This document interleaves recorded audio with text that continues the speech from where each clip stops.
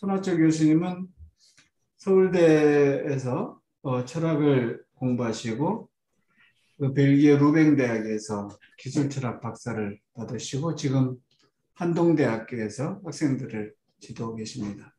저서는 여러 저서가 있는데 그 미래 만날 준비, 호모 파페르의 미래 이런 책도 있고요. 어쨌든 활발하게 기술과 관계된 강연을 해주시고 글도 쓰시고 그러십니다. 우리 손 교수님 나오실 때 박수로 환영하겠습니다. 부탁드립니다. 네. 네, 제가 화면을 공유를 하고 시작하겠습니다.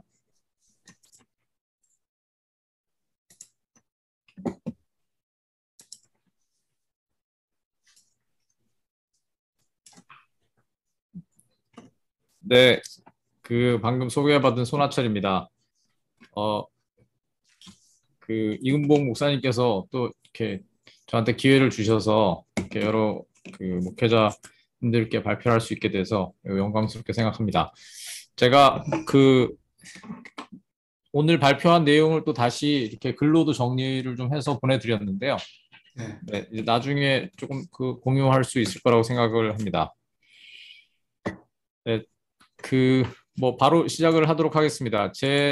저는 방금 소개해 주신 대로 이제 철학과 졸업하고 기술 철학 전공으로 쭉 공부를 했고요. 여기 이제 번역서와 책들을 이제 썼습니다. 여기에 호모 파베르의 미래는 이제 철학책 최근에 나온 이제 저의 전공 저서라고 할 수 있고요.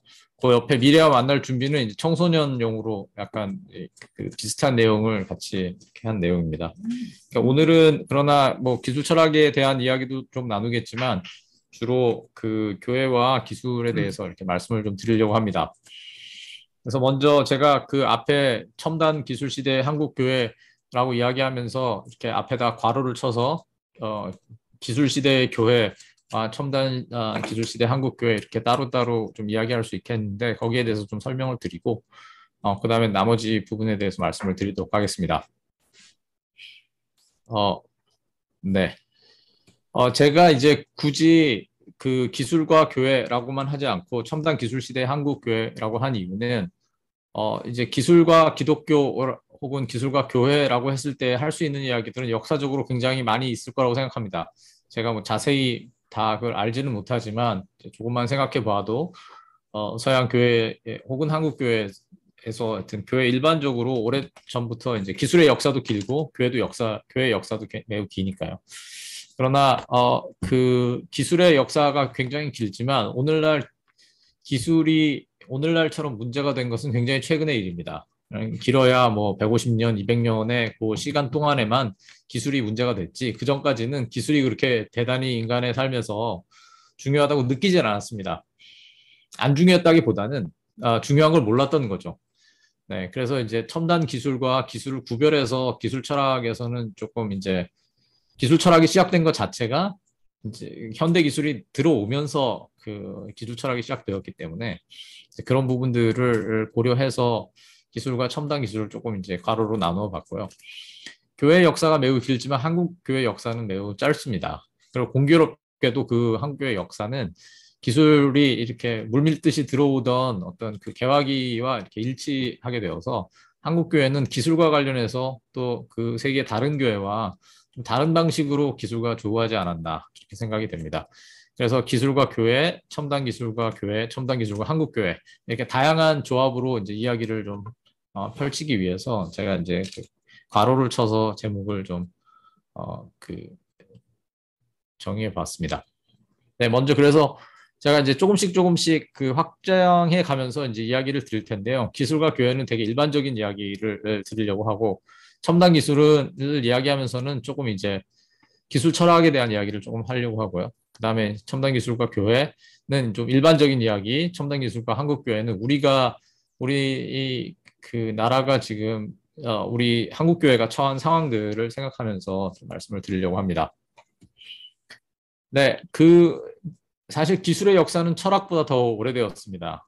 사람은 굉장히 철학을 시작하기 훨씬 전부터 돌도끼부터 시작해서 아테네 신전에 이르기까지 굉장히 그 복잡한 기술들을 사용을 했습니다. 그래서 이제 인간을 호모 파베르라고 해서 목적을 위해서 도구를 만들어서 사용하는 인간이 이제 인간의 굉장히 중요한 그 특징으로 그 이야기하곤 합니다. 근데 아까도 말씀드린 것처럼 인류 문명의 기술이 차지한 그 영향은 굉장히 커서 우리가 이제 역사를 나눌 때 구석기 시대, 신석기 시대 이렇게 나누지 않습니까? 이제 어떤 도구를 사용했느냐에 따라서 역사를 구별을 하는 거죠. 그러니까 이게 굉장히 중요한 건데 당시에 살던 사람한테는 이게 별로 중요하지가 않았습니다. 그러니까 이건 사후적으로 우리가 그때 사람들이 굉장히 다른 문명을 가졌더라라고 이야기하는 것이지 당시에는 그게 그렇게 중요하지 않았습니다. 그래서 당대의 그 가치가 인정된 기술이 그렇게 많지는 않았고 기술 자체를 심각한 고려의 대상으로 삼지 않았습니다. 그러니까 루터가 인쇄술 그 이제 구텐베르크 활자 때문에 종교개혁이 상당한 성공을 거두어서 인쇄술이 복음 전파를 위해서 신이 내리신 최대 선물이다 이런 이제 이야기를 했다고 하는데 이것도 굉장히 사실은 뭐 본인은 굉장히 좋았겠고 또 이제 그 당시에 그 기술이 딱 전환기에는 굉장히 사람들이 인상을 많이 받았겠지만 전체적으로 봐서는 그 기술에 대한 그 어떤 그 이게 얼마나 중요한가에 대해서는 그렇게 그 인식이 충분히 크지는 않았다고 생각이 됩니다. 이제 전통적 기술의 특징을 자켈루리아는 이제 잘 아시겠는데 이제 우리나라에서는 기독교 서적들로 많이 알려졌습니다만 이제 기술 철학에서도 꽤 중요한 역할을 한 이제 분인데요. 이분이 이제 그 테크놀로지컬 소사이티라는 책에서 문제가 되는 건 현대 기술이다라고 이야기하면서 현대 기술이 과거의 기술과 어떻게 다른가를 이야기를 할 때 전통적 기술의 특징, 즉 산업혁명 이전의 기술의 특징은 인간의 다른 활동을 목적으로 하는 도구였다. 이게 좀 말이 좀 이상한데 다른 활동을 위해서 사용되는 도구로서 기술이 사용됐다는 거죠. 그러니까 예배당은 하나님을 찬양하기 위해서 있는 거죠. 그러니까 중요한 건 하나님이지 예배당이 아닙니다. 뭐 오늘날은 예배당이 중요한지 하나님 중요한지 가끔 헷갈릴 때도 있지만 과거에는 이제 그 하나님을 예배하기 위해서 그 교회가 있는 거고 기술은 딱 거기까지만 이제 그 영향을 미쳤다는 거죠. 또 장인이 중요하지 도구가 중요하다고 생각하지 않았습니다. 뭐 저 목수가 뭐 톱을 탓하지 않는다 이런 얘기도 있지 않습니까? 그다음에 이제 기술은 모두 문화에 종속되어서 어떤 기술은 그냥 있어도 사용을 안 했습니다. 그러니까 다른 나라에서 쓴다 해도 자기가 뭐 비록 쓸 수 있다고 생각해도 안 쓰는 경우가 있었습니다. 네. 또 기술의 사용 여부를 사람들이 결정했다. 이건 뭐 휴대전화하고 비교하면 금방 알 수 있죠. 휴대전화를 우리가 선택하지 않지 않습니까? 이제 더 이상 나는 안 써야지 이렇게 하면 높은 사람이나 그렇게 할 수 있지. 웬만한 사람은 자기가 안 쓰고 싶다고 안 쓸 수가 없는데 이제 과거에는 여전히 도구를 사람이 개인이 쓰거나 안 쓰거나는 일정한 자유가 있었다. 이렇게 이야기를 합니다. 비슷한 이야기를 한스 요나스라는 독일의 철학자가 또 하는데 이분은 과거에는 도구와 절차가 고정되어 있어서 이제 어떤 절차에는 어떤 도구가 반드시 사용되고 그게 그렇게 자주 바뀌지 않았다. 또 주어진 목적과 수단이 정적 평형 관계를 유지했다. 이렇게 이야기하는데 이 무슨 말이냐면은 교회에 예를 들어서 뭐 도움을 만들어서 이렇게 천장을 크게 하는 어떤 그 기술이 있지 않습니까? 그럼 그 기술이 어느 정도 발전을 해가지고 자기가 목적했던 바를 이루면 거기서 더 이상 발전하지 않는다는 거예요. 그 다음부터는 그냥 우리 아버지가 개발한 기술이 있다. 그러면 그걸 그냥 계속 쓰고 몇백 년 동안 그냥 그걸 또 쓰고 하는 거지. 그걸 더 낫게 하려고 막 되게 애를 쓰거나 그렇게 하지 않았다는 겁니다. 또 그래서 기술적인 혁명이 일어나긴 했는데 우연적으로 일어나서 사람들이 사용하게 되지 그걸 개발하려고 노력하지 않았다. 이런 얘기고 또 이론적 정보나 진보의 방법도 없었고 또 지속적인 진보 이념에 천명이 없었다. 이 말은 뭐 이제 어렵게 표현한 거지만 뭐 더 진보해야 된다. 진보 사상이 없었단 말입니다. 네. 네덜란드 역사학자 하우츠바르트라는 사람이 말하기를 20세기, 19세기, 20세기의 사람들이 가장 핵심적으로 받아들인 것은 진보의 이념이다. 이렇게 이야기합니다. 그러니까 많은 사람들은 이게 뭐 자본주의나 공산주의처럼 당시에 이념 대결이 중요했다고 생각하지만 공산주의자나 자본주의자나 다 받아들였던 것은 진보의 이념이다. 이렇게 이야기하고 그러니까 사람이 계속 진보해야 한다 하는 것인데 그 전까지는 그런 진보의 이념이 없었다는 겁니다. 네, 특별히 기술의 영역에서 이제 그러했습니다. 자, 교회에 대해서는 뭐 제가 그 목사님들께 뭐 이런저런 이야기를 드릴 건 아닌 것 같고, 그냥 교회는 세상 속에 있지만 하나님 나라를 대표하는 이제 기관으로서 그 세상과 하나님 나라, 그러니까 세상에서 하나님 나라의 모형을 보여주는 곳이지 않습니까? 그래서 그 중간에 어떤 지대를 이제 점하고 있습니다. 중간 지대를 어떤 식으로 점하느냐는 물론 이제 각각 시대에 따라서 좀 달랐던 것 같습니다. 뭐 가톨릭 교회처럼 아예 자기가 중간 다리 역할을 하겠다 이런 식의 그 위치를 점했던 적도 있지만, 또 이제 개신교에서는 그런 식으로 하지는 않았죠. 근데 이제 그 뭐 기독교 세관이 됐던 아니면 세상 문화의 어떤 변혁이 되었던 이제 교회는 세상에 있고 또 그러나 세상에 속하지 않았다 하면서 그 어떤 문화적인 측면, 기술의 측면에서는 뭐 기술을 받아들일 만한 건 받아들이고 거부할 만한 건 거부하고 그렇게 했겠죠.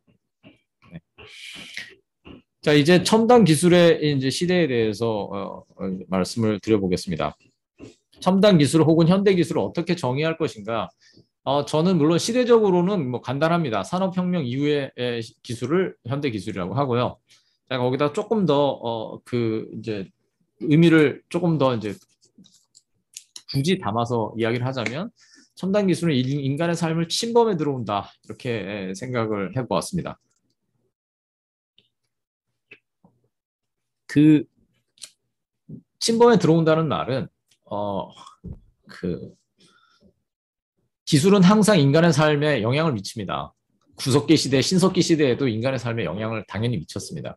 근데 제가 이제 굳이 이것을 침범에 들어온다라고 좀 이제 강한 언어를 쓰는 이유는, 현대 기술은 계속해서 그 변화를 우리가 그때그때 체감할 수 있어서 그것이 우리의 삶을 어떻게 변화시켰는지를 우리가 기억할 수 있고 느낄 수 있다는 점입니다.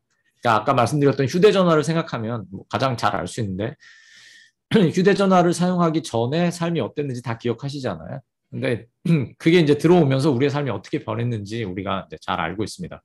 그런 식으로 우리 삶에 들어온 기술들이 굉장히 많고 어느 순간 그 변화에 우리는 이제 적응을 하게 됩니다. 근데 흥미로운 거는, 과거에는 기술이 굉장히 천천히 발전하기 때문에 사람들이 항상 적응 상태에 있었다면, 우리는 새로운 기술에 적응하는 것에 적응합니다. 그러니까 이제 새로운 기술 들어와서 거기에 이제 적응해야 되는데, 여기 적응할 만하면 또 새로운 게 들어오는 거예요. 그럼 이제 거기에 또 적응해야 되는 거죠. 그러니까 어느 순간이 되면 새로운 기술에 적응하는 것이 그렇게 어렵지도 않고 그것에 그냥 적응하게 되는 상황입니다. 근데 이제 그렇게 일상적으로 우리의 삶을 침범해서 바꾸는 그런 시절이 된 것이 이제 산업혁명 이후고, 그래서 현대 기술이라고 저는 이야기할 수 있을 거라고 생각합니다. 당연히 이런 변화를 사람들이 느낄 수 있었기 때문에 기술이라는 현상 자체에 대해서 관심을 가지게 되고, 이때부터 기술 철학이 시작이 됩니다. 그래서 기술의 역사도 그렇게 길고 철학의 역사도 그렇게 긴데, 기술 철학의 역사는 매우 짧습니다. 왜냐하면 그 기술의 변화와 그게 문제가 된다는 것을 느끼게 된 것이 얼마 안 됐기 때문에, 사실은 뭐 100년 정도밖에 안 되는, 100년도 채 안 되는 그 기술 철학의 역사는 굉장히 짧습니다. 네. 한스 요나스는, 아까 말씀드린 한스 요나스는 이제 과거의 기술에 대해서 이야기하면서 현대 기술에 대해서도 이야기했는데, 이 사람 말하기를, 오늘날 기술은 인간에 관한 모든 문제, 삶과 죽음, 사고와 감정, 행위와 고통, 환경, 사물, 욕구, 운명, 현재, 미래에 침투해 있다. 다시 말해서 기술은 인간이 지구상에서 영위하는 삶의 핵심일 뿐 아니라 삶을 위협하는 문제가 되었다. 그렇기 때문에 기술은 철학의 문제이며 이른바 기술 철학이라고 하는 것이 성립하게 된다. 제가 기술 철학에 대해서 설명할 수 있는 가장 좋은 설명이라고 저는 개인적으로 생각합니다. 그러니까 기술이 인간의 삶에 침투해 들어오는 것을 우리가 알게 되었을 때, 그리고 모든 문제를 바꾸기 시작했을 때 기술 철학이 시작이 됩니다. 그러니까 지금 여기서 말하는 인간에 관한 모든 문제가 사실 철학과 종교가 일어나게 된 중요한 이유거든요. 그러니까 고통, 삶과 죽음의 문제 때문에 종교도 생기고 철학도 생기고 하는 거기 때문에, 그 모든 문제에 기술이 개입해 들어오면서 그것에 대해서 우리가 다시 생각하게 되고, 결국 모든 철학의 주제들을 다시 생각해야만 되는 상황이 되었을 때 이제 기술 철학이 성립을 하게 됩니다. 보다 직접적으로는 이 그 제가 요 앞에 슬라이드에서 그 사람들이 반복적으로 기술이라는 현상 자체에 관심을 가지게 되었다. 이제 이렇게 말씀을 드렸는데, 이제 이 1900, 그러니까 1800년대 초, 1800년대와 이제 2000년대, 1900년대, 그러니까 19세기가 20세기를 거치면서 지금 우리가 알고 있는 그 기술의 원형들이 다 그때 생겨났습니다. 전화, 자동차, 그 대량 학살 무기, 비행기 뭐 이런 것들이 다 그때 생겨나고 사람들이 그때마다 엄청난 이제 충격을 받기 시작했습니다. 그래서 이게 우리의 삶을 엄청나게 바꾸겠구나라고 이제 하게 됐고 사람들이 엄청난 기대를 가지게 되었죠. 그 다음에 이제 핵폭탄이 터지면서는 그 기대가 이제 공포로 변하기도 했습니다. 이게 우리의 삶을 엄청나게 발전시키고 편안하게 만드는 데만 도움이 되는 게 아니라 사람을 그냥 한꺼번에 왕창 죽이는데도 엄청 효과적이구나 하는 것을 이제 사람들이 알게 되고, 그때까지 어떤 근대에 대한 기대가 있었다면 핵폭탄과 함께 이게 많이 무너지고 그 이후에 이제 사람들이 기술에 대해서 굉장히 부정적인 생각을 가지게 되는 계기도 되었습니다. 사실은 요 핵폭탄이 기술 철학이 확 뜨게 된 이제 중요한 원인 중에 하나라고 저는 생각을 합니다. 그러니까 당시에 많은 지식인들이 기술이 이게 그렇게 간단한 문제가 아니라는 것을 이제 실감하게 된 것이 2차 세계대전과 핵폭탄이었습니다. 네, 요거는 휴먼스라는 영국에서 나온 드라마에 나오는 한 부분인데요. 이게 굉장히 제가 방금 말씀드린 부분을 좀 잘 표현하고 있어서 제가 가지고 왔습니다. 죄송합니다. Just existing. 네, 휴먼스는 이제 그 인공지능 로봇이 일상화된 어떤 그 사회를 그립니다. 그런데 이제 그 중에 어떤 인공지능 로봇들이 어떤 과학자가 자기 이제 자식이 뭐 죽고 병들고 하면서 인공지능 로봇을 만듭니다. 근데 그 로봇은 다른 로봇들처럼 의식이 없는 로봇이 아니라 실제로 사람하고 똑같이 생각할 수 있는 사람같이 된 이제 로봇이 된 거예요. 의식을 가지게 된 거죠. 그래서 이제 이 친구들이 돌아다니면서 이제 인간 세상에 대해서 화를 내고, 그래서 이제 뭐 말썽도 일으키고 자기들끼리 이제 사랑에 빠지기도 하고 뭐 이제 여러 가지 이제 그런 이야기들이 일어나는데 굉장히 흥미롭습니다. 이게 드라마인데 중간중간에 매우 이제 철학적인 그런 언급들이 나옵니다. 이 경우에는 고통을 느끼게 했다는 것을 이제 이 남자는 이 사람 같은 인공지능 인간을 만든 사람의 옛 친구입니다. 옛 친구인데 내 친구가 이 로봇들로 하여금 고통을 느끼게 만들었구나. 그걸 이제 알게 되는 거예요. 이제 만나서 이야기를 하면서. 그러니까 아까 이야기한 것처럼 고통이 없이는 true consciousness, 진정한 의식이 불가능하다. 고통과 즐거움이 쾌락이 없이는. 그러니까 이 로봇들은 쾌락도 느끼고 고통도 느끼는 로봇들입니다. 근데 죽지는 않습니다. 이제 그 로봇이 나는 죽지 않기 때문에 인간보다 강하다. 지금 이 여자 로봇은 굉장히 이제 인간에 대한 증오가 있는 그런 이제 그 캐릭터인데, 그래서 나는 인간보다 강하다. 이제 이렇게 이야기를 하니까 남자가 말하기를 죽지 않으면 죽음을 두려워하지 않으면은 사는 게 아니다. 이렇게 이제 이야기합니다. 굉장히 저는 인상 깊은 그 한 구절이었다고 생각합니다. 그 다음도 그 비슷한 내용인데, 그 같은 네, 이제 이 로봇은 뭐 도망을 가다가 이제 배터리가 다 돼가지고 이제 죽느냐, 이제 잡히느냐 마느냐 뭐 이제 이런 상황이 되었습니다. 그랬더니 이제 이 로봇은 자살을 택합니다. 네, 이게 굉장히 묘한데, 그런데 이제 그 친구가 너 거기 이제 로봇은 사실 죽지 않는데 찾지 못하면 죽는 거잖아요. 배터리가 다 되면 이제 펑션 안 하지만 다시 이제 전기를 주면 금방 살아나니까요. 문제는 물에 빠져서 밑에 깔아앉아서 찾지 못하고 충전을 못하면 죽는 거잖아요.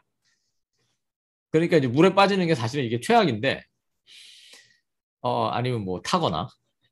그래서 그 물에 빠지면 죽는 거야. 이제 이렇게 얘기하니까 내가 만약에 죽는 거라면은 지금까지 살아왔다는 거다. 이렇게 이제 이야기합니다. 굉장히 흥미롭지 않습니까? 이제 이게 바로 요나스가 이야기한 삶과 죽음의 문제에 기술이 막 들어간다. 라고 얘기하는 겁니다. 근데 사실은 이거는 이제 미래의 이야기지만 오늘날도 마찬가지입니다. 오늘날 예를 들어서 아이들이 태어날 때 시험관 아기가 태어나지 않습니까? 시험관 아기가 태어나는데 그 어떤 경우에는 시험관 아기에서 이렇게 배아를 만들어 가지고 시험관에서 배아를 얼려놨다가 1년 있다가 다시 임신하기도 합니다. 그러니까 그 둘이 이제 뭐 남매거나 뭐 형제거나 자매인데 사실은 수정된 날짜는 같아요. 근데 이제 먼저 그 배아 하나를 엄마한테 그 이제 엄마한테 착상을 시켜서 아기를 낳고 한 2년 있다가 얼려놨던 배아를 다시 녹여서 또 착상시켜서 또 낳습니다. 그런 사람들이 있거든요. 그러면은 생성 날짜는 동일한데 오빠와 뭐 동생이 되는 거죠. 네. 이제 삶의 문제 들어온 겁니다. 뇌사를 또 생각을 해보면 뇌사라는 게 그 뇌가 불가역적으로 훼손되고 심장만 뛰고 있는 상태입니다. 그리고 곧 사망할 것이라고 예상되는 그 이제 짧은 시간을 뇌사 상태라고 하는데 뇌사는 옛날에도 뇌사 상태는 있었겠지만 옛날에는 뇌사와 심장사를 구별하지 않았습니다. 그러나 오늘날 뇌사가 필요한 이유는 뇌사 상태에 있는 사람으로부터 장기를 꺼내서 다른 사람한테 이식할 수 있기 때문입니다. 만약에 뇌사 개념이 없으면 장기를 꺼내는 사람이 살인을 하는 셈이 될 겁니다.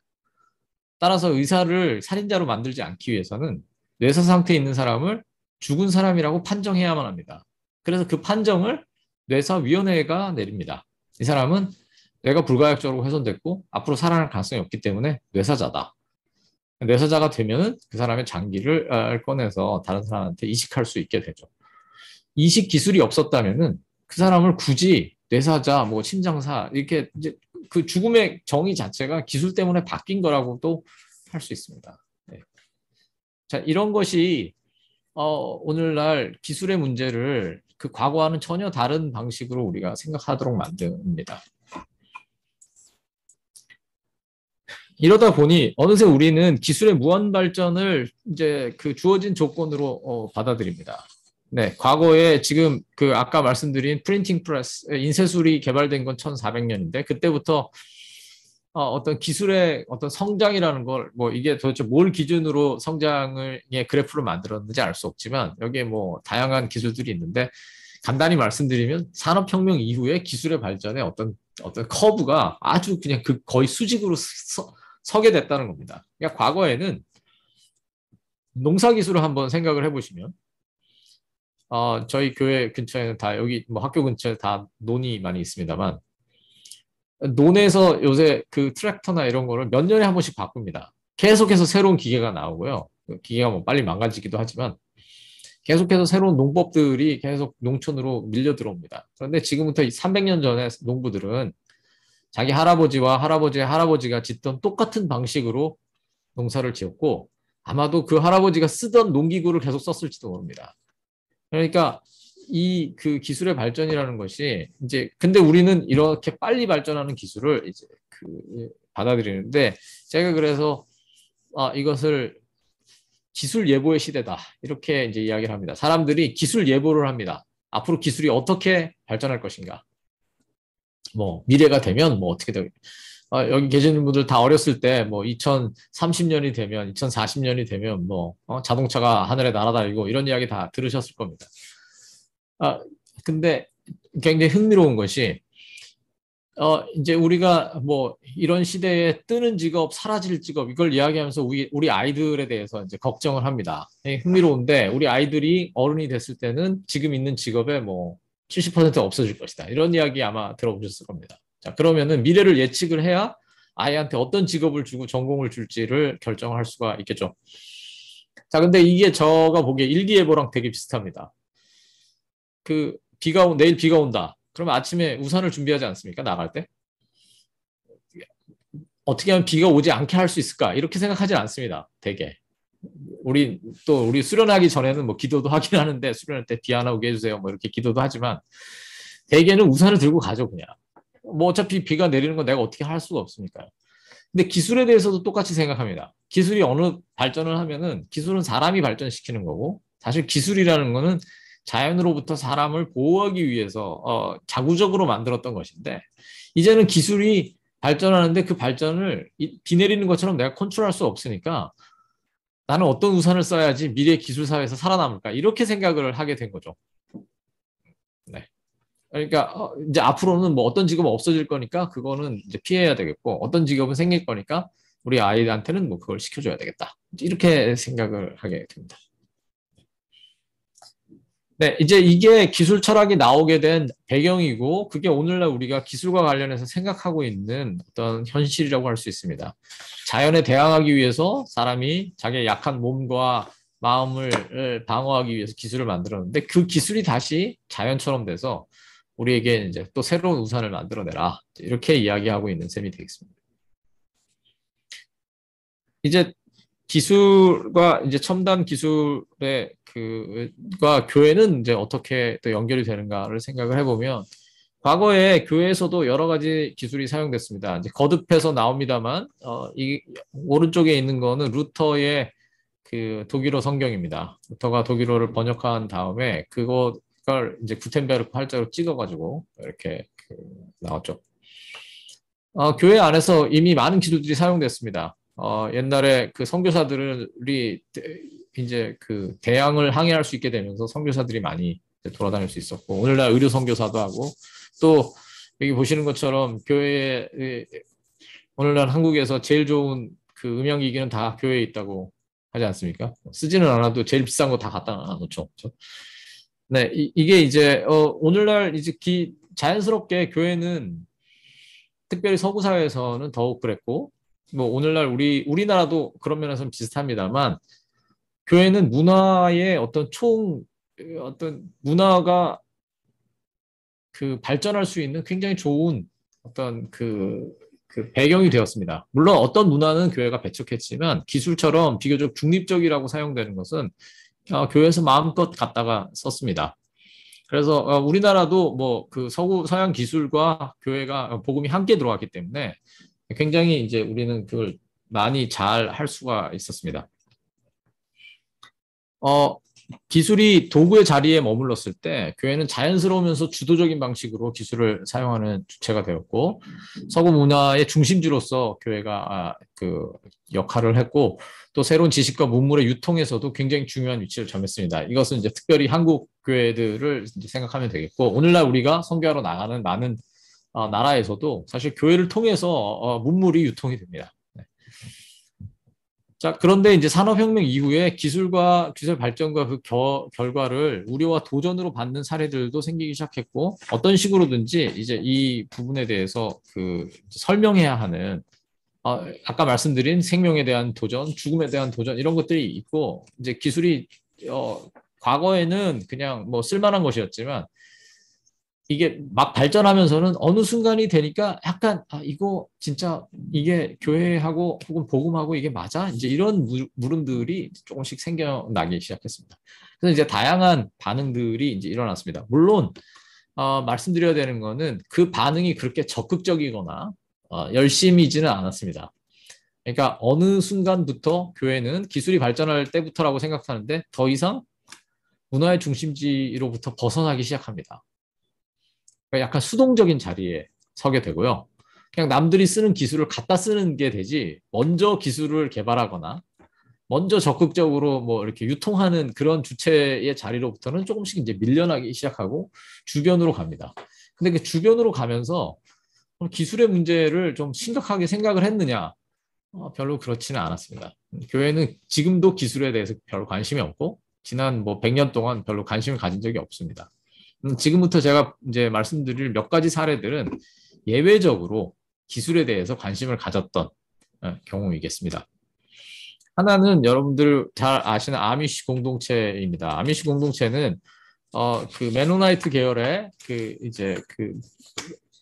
이제 교단인데 그 미국에서 이제 종교 탄압을 피해서 이제 온 사람들 중에 이제 주로 독일계가 많이 있는데 이제 이 사람들이 뭐 펜실베니아인가 그 어간에 이제 자기 그 농촌 커뮤니티를 만들고 거기에서 이제 그 커뮤니티로 살아갑니다. 우리나라에도 아미시 공동체가 생겼던 이야기를 제가 들었는데 아직 제가 뭐 말만 듣고 한번 그 들여다보지 못했습니다.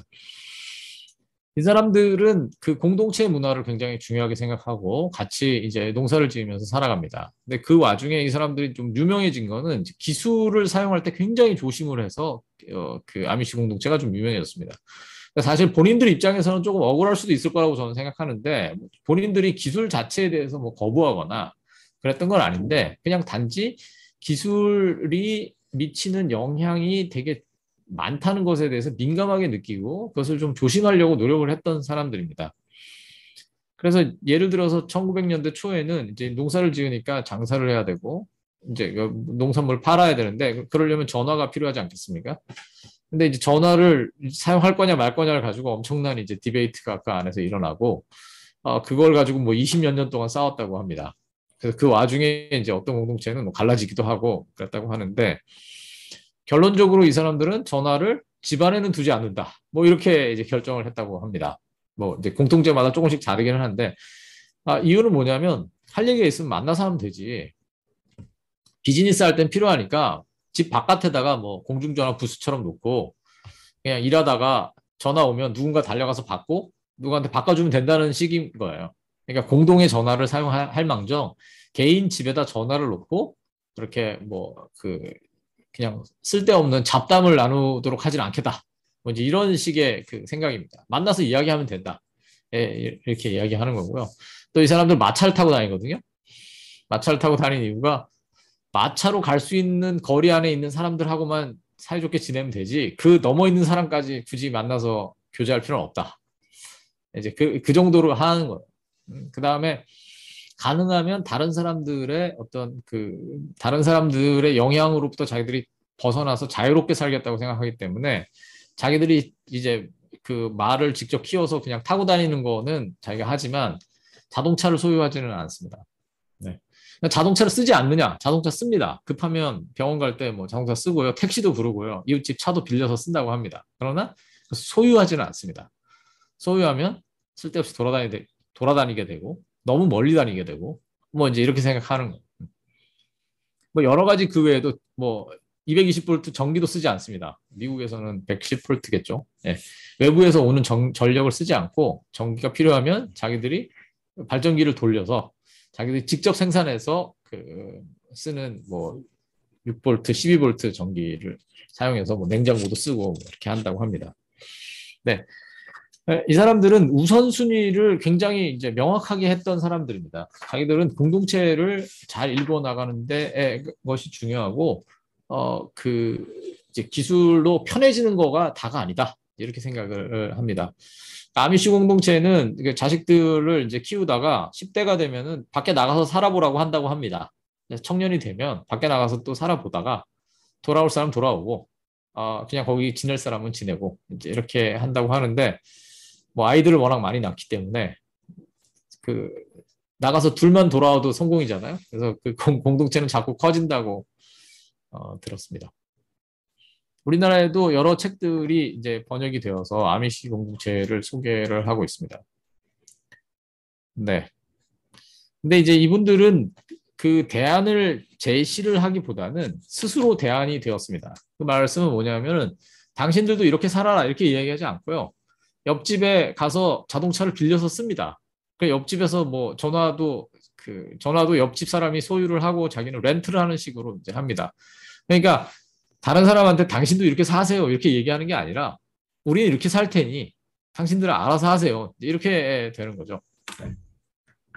근데 결과적으로는 이제 고립되고 관광객들이나 맨날 찾아가서 이 사람들 되게 신기하다 이제 약간 우리에 갇힌 그런 신세가 약간 된 것 같기도 합니다. 네. 다른 조금 더 적극적인 어떤 신학적, 철학적 접근을 한 것은 개혁주의 기술 철학입니다. 여기에서는 여러분이 아시는 도예베르트의 철학을 물려받은 공학자 출신의 판 리센이라는 사람이 개혁주의 기술 철학이라는 말하자면 일종의 이제 네, 그런 이론을 이제 내세웠습니다. 그래서 이제 이분은 전통적인 기독교 세계관의 과학기술과 다 있고 도예베르트 양상 이론을 그대로 이제 받아들여서 이제 기술을 이제 그걸 가지고 해석을 해내려고 합니다. 이제 여기서 중요한 거는 이분이 공학자 출신이라서 그렇기도 하고 도에베르트 이론이 전체적으로 그런데 결과적으로는 이제 모든 것을 어떤 창조의 일환으로서 받아들이게 됩니다. 그러니까 창조를 굉장히 이제 강조를 하다 보니 기술에 대해서도 굉장히 비판적이지만은 않습니다. 기술을 잘못 사용하고 기술을 하나님의 어떤 하나님의 창조 능력을 어떤 연장선상에서 이해하면 참 좋은 건데, 그러나 그렇지 않고 이제 딴 길로 간 경우가 많이 있다. 그런데 그것을 잘 우리가 창조의 질서를 이해하고 하나님의 창조를 받아들이면은 우리 기술을 통해서 얻을 수 있는 것이 많다. 이렇게 이야기를 합니다. 그래서 기술을 통해서 피조 세계를 다스리는 문화 명령을 우리가 받들 수 있고 하나님의 명령과 섭리를 따르는 것이고 인간 생명의 해방과 고향을 추구하는 것이다. 라고 이야기를 합니다. 그래서 이 접근은 뭐 낙태나 생명공학이나 이런 이제 특정한 영역에 대해서는 굉장히 비판적이지만 대개의 경우에는 기술에 대해서 상당히 이제 긍정적인 입장을 취합니다. 입장을 취하고 기술 철학을 어떤 식으로든지 이제 정식화를 한 그런 경우인데 굉장히 사실은 드문 분야고 어떤 흐름을 따른 사람들이 굉장히 소수가 이제 네덜란드를 중심으로 해서 지금도 있습니다. 네.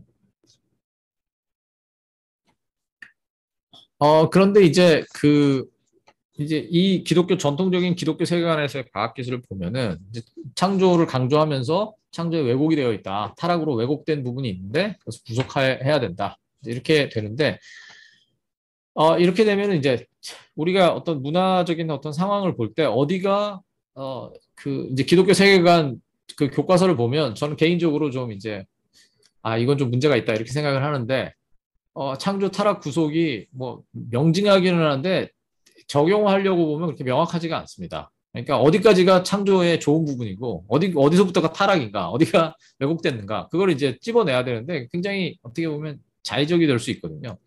그래서 어떤 기술이 좋은가 나쁜가, 어떤 기술을 어떻게 선용할 것인가 이런 좀 단선적인 물음에 갇히게 되기 때문에 원론적인 차원에서 원칙은 제시할 수 있지만 개별 기술이 초래하는 구체적인 문제에 대해서는 대안을 제시하기가 좀 힘든 부분이 있습니다. 그다음에 이제 또 다른 접근으로는 가톨릭 교회가 있습니다. 가톨릭 교회는 사실 개신교회에 비하면은 훨씬 더 적극적으로 어떤 기술을 세상의 문화와 좀 더 소통하려는 노력을 굉장히 많이 합니다. 그러니까 저는 벨기에의 루벤 대학교 가톨릭 대학에서 공부를 했는데 제가 뭐 신학을 공부한 게 아니거나 철학부에 있었기 때문에 뭐 별로 대단한 걸 제가 거기서 배우지는 못했지만 그러나 가끔 신학부에 가서 이렇게 제가 그때 지금부터 벌써 뭐 한 20년 가까이 전의 일이지만 공부하면서 가톨릭 신학, 가톨릭 윤리학에서 굉장히 깊은 인상을 받았습니다. 이 사람들은 문제를 피해가지를 않고 계속해서 문제와 씨름합니다. 그 부분에 대해서 저는 굉장히 인상을 많이 받았는데 이제 생명윤리의 어떤 구체적인 영역에 대해서 낙태나 배아줄 복제 불줄기세포나 안락사나 이런 부분에 대해서 굉장히 적극적으로 열심히 공부하고 열심히 어떤 게 더 성경적이고 기독교적인가를 대안을 내려고 노력을 합니다. 최근에는 AI 윤리에 대해서 뭐라고 할 것인가에 대해서 이제 이야기를 해서 입장을 발표하고 거기에 대해서 계속 컨퍼런스를 열고 이렇게 하고 있습니다. 근데 이게 교회가 이렇게 물론 이제 가톨릭 교회가 일원화되어 있기 때문에 조금 더 이런 부분을 모빌라이즈 하기가 훨씬 더 쉽습니다. 그러니까 학자들을 모으고 그 사람들한테 연구를 하라고 하고 또 연구 펀드를 주고 뭔가 입장을 내고 최종적으로 교황이 이제 뭔가를 발표를 하고 이제 이런 어떤 체계들이 되어 있어서 이걸 훨씬 더 잘하고 개신교는 그런 게 좀 없기 때문에 이제 그런 걸 이제 제대로 잘 못하는 경우가 분명히 있기는 합니다만 그럼에도 불구하고 전반적으로 이게 뭐가 원인이고 결과인지는 모르겠지만 개신교에는 별 관심이 없습니다. 개신교에는 뭐 한국만 봐도 낙태를 하지 말라고 말은 합니다만 낙태를 하지 말라고 말은 합니다만 뭐 그거를 가지고 그렇게 심각하게 이슈를 삼거나 하지 않습니다. 물론 이제 뭐 몇몇 의사들이 모여서 뭐 운동을 하기도 하고 하는 부분들이 분명히 있기는 합니다만 교회가 전반적으로 예를 들어서 뭐 교단 총회라든지 어디서 낙태에 대해서 뭔가 입장을 발표한다든지 그렇게 하지 않습니다. 왜냐하면 워낙 낙태를 많이 하기 때문이죠. 그 다음에 뭐 배아 복제 줄기세포 이야기할 때 굉장히 생명윤리적으로 문제가 많은 그 연구였는데 황우석 사태 때 그 기독 개신교는 아무 말도 안 했습니다.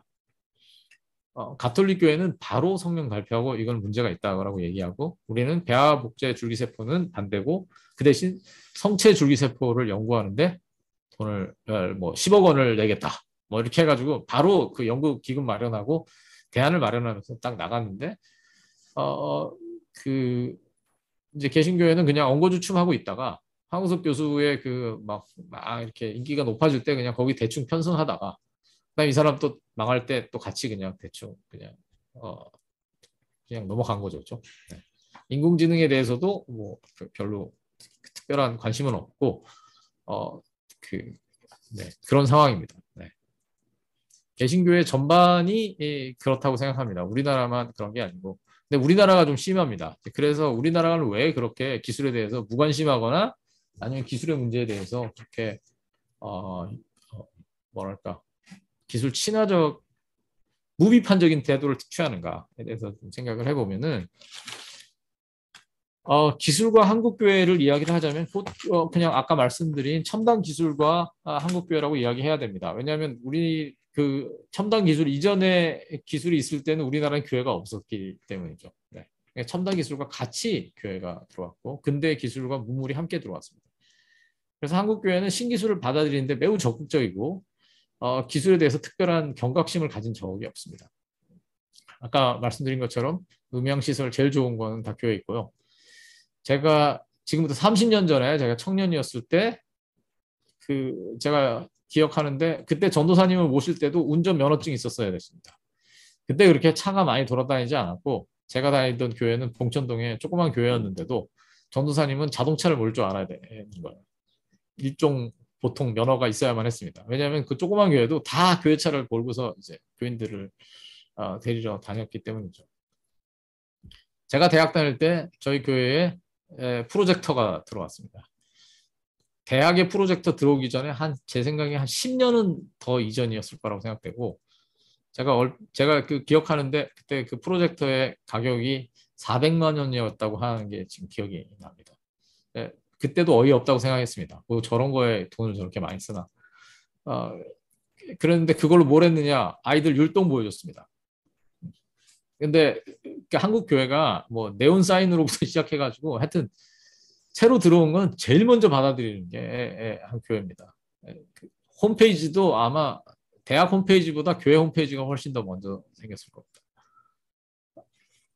그 다음에 아까 말씀드린 것처럼 여러 가지 그 신기술의 문제에 대해서 입장이 없거나 침묵하거나 관심이 없습니다.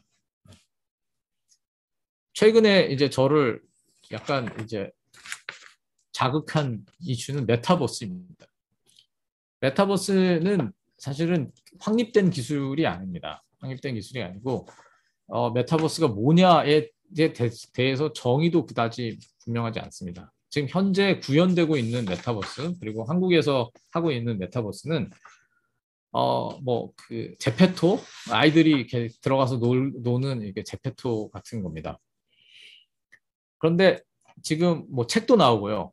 메타버스와 교회 학교, 메타버스에 올라탄 교회들. 메타버스는 그 버스가 아닌데 유니버스의 버스를 한 것이 더해서 이제 메타버스라고 만들었는데 이제 또 올라타는 버스로 만들어가지고 또 이렇게 기사를 이제 마구 쏟아내고 있습니다. 그래서 이제 목사님들이 전도사님들한테 우리 주일학교도 메타버스를 좀 해보지 그래. 이제 이렇게 이야기를 해서 저희 이제 한동대 출신 전도사들이 지금 고통받고 있습니다. 근데 이게 왜 이런 거를 할까?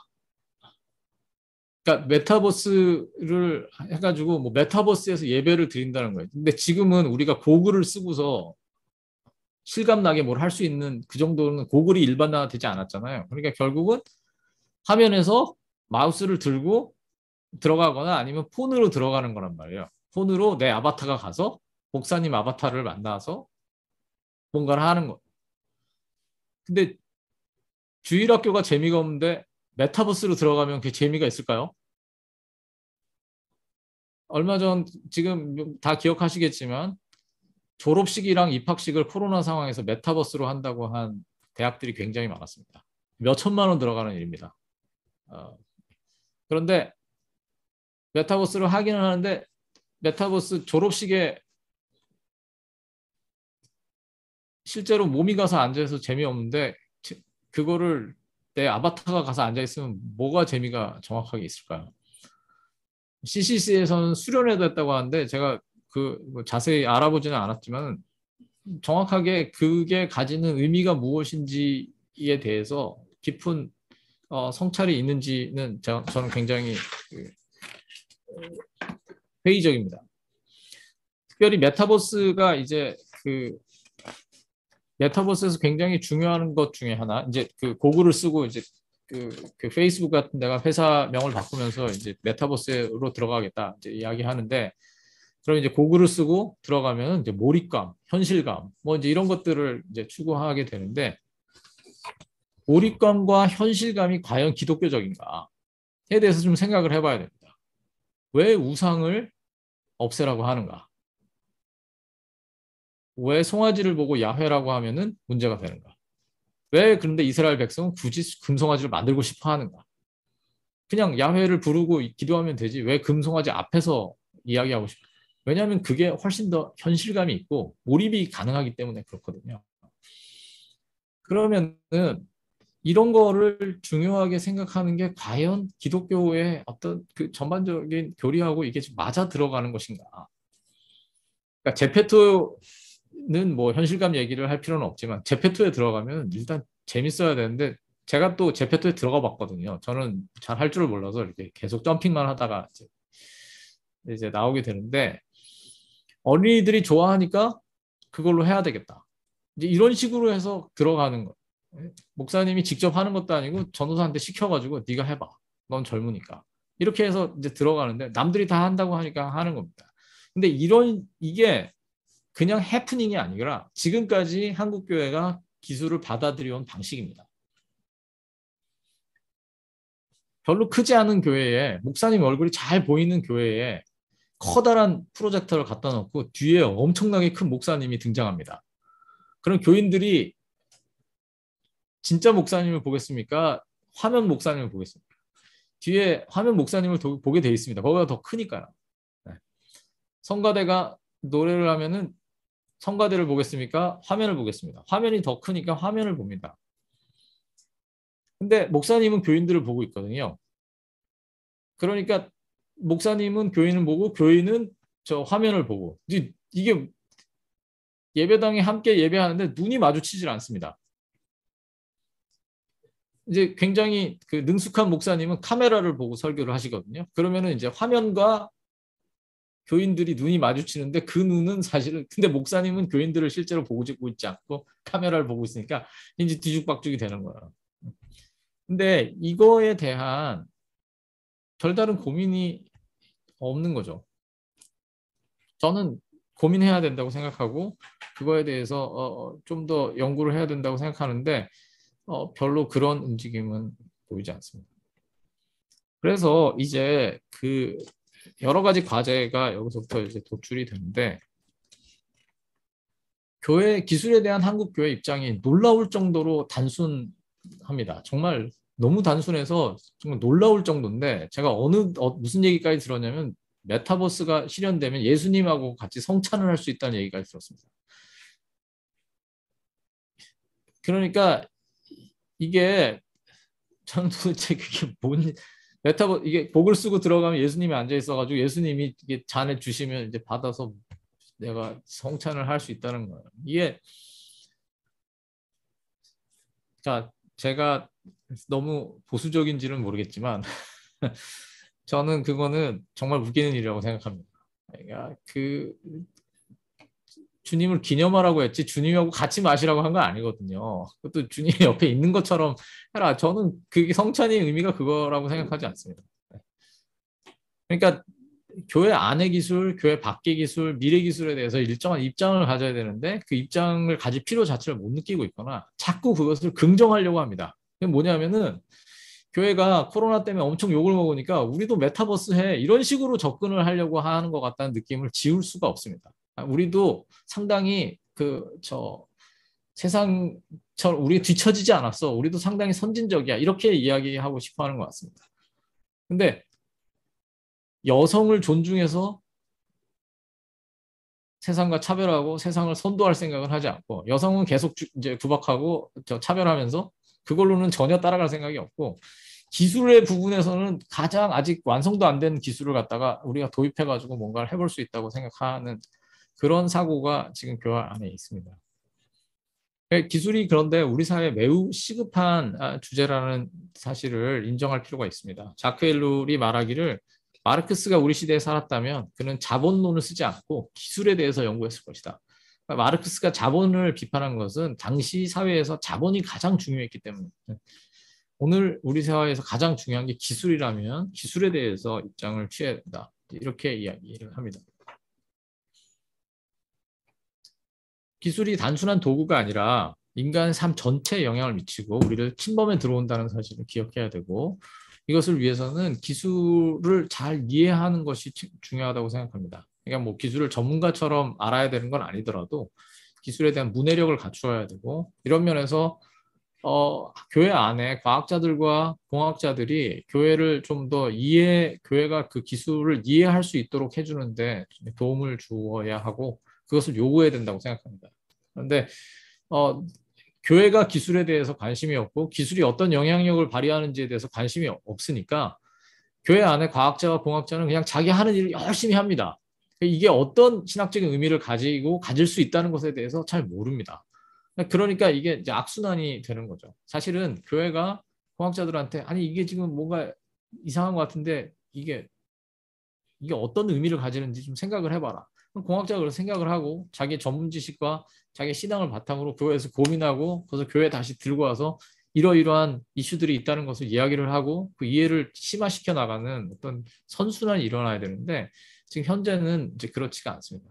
공학자와 과학자들이 교회 안에 들어와서 그냥 자기의 모든 전문 지식을 다 내려놓고 그냥 이제 찬양하다가 또 나가고 이제 이렇게 되어 이게 극단적인 이원론이 지금 우리 교회 안에 횡행하고 있습니다.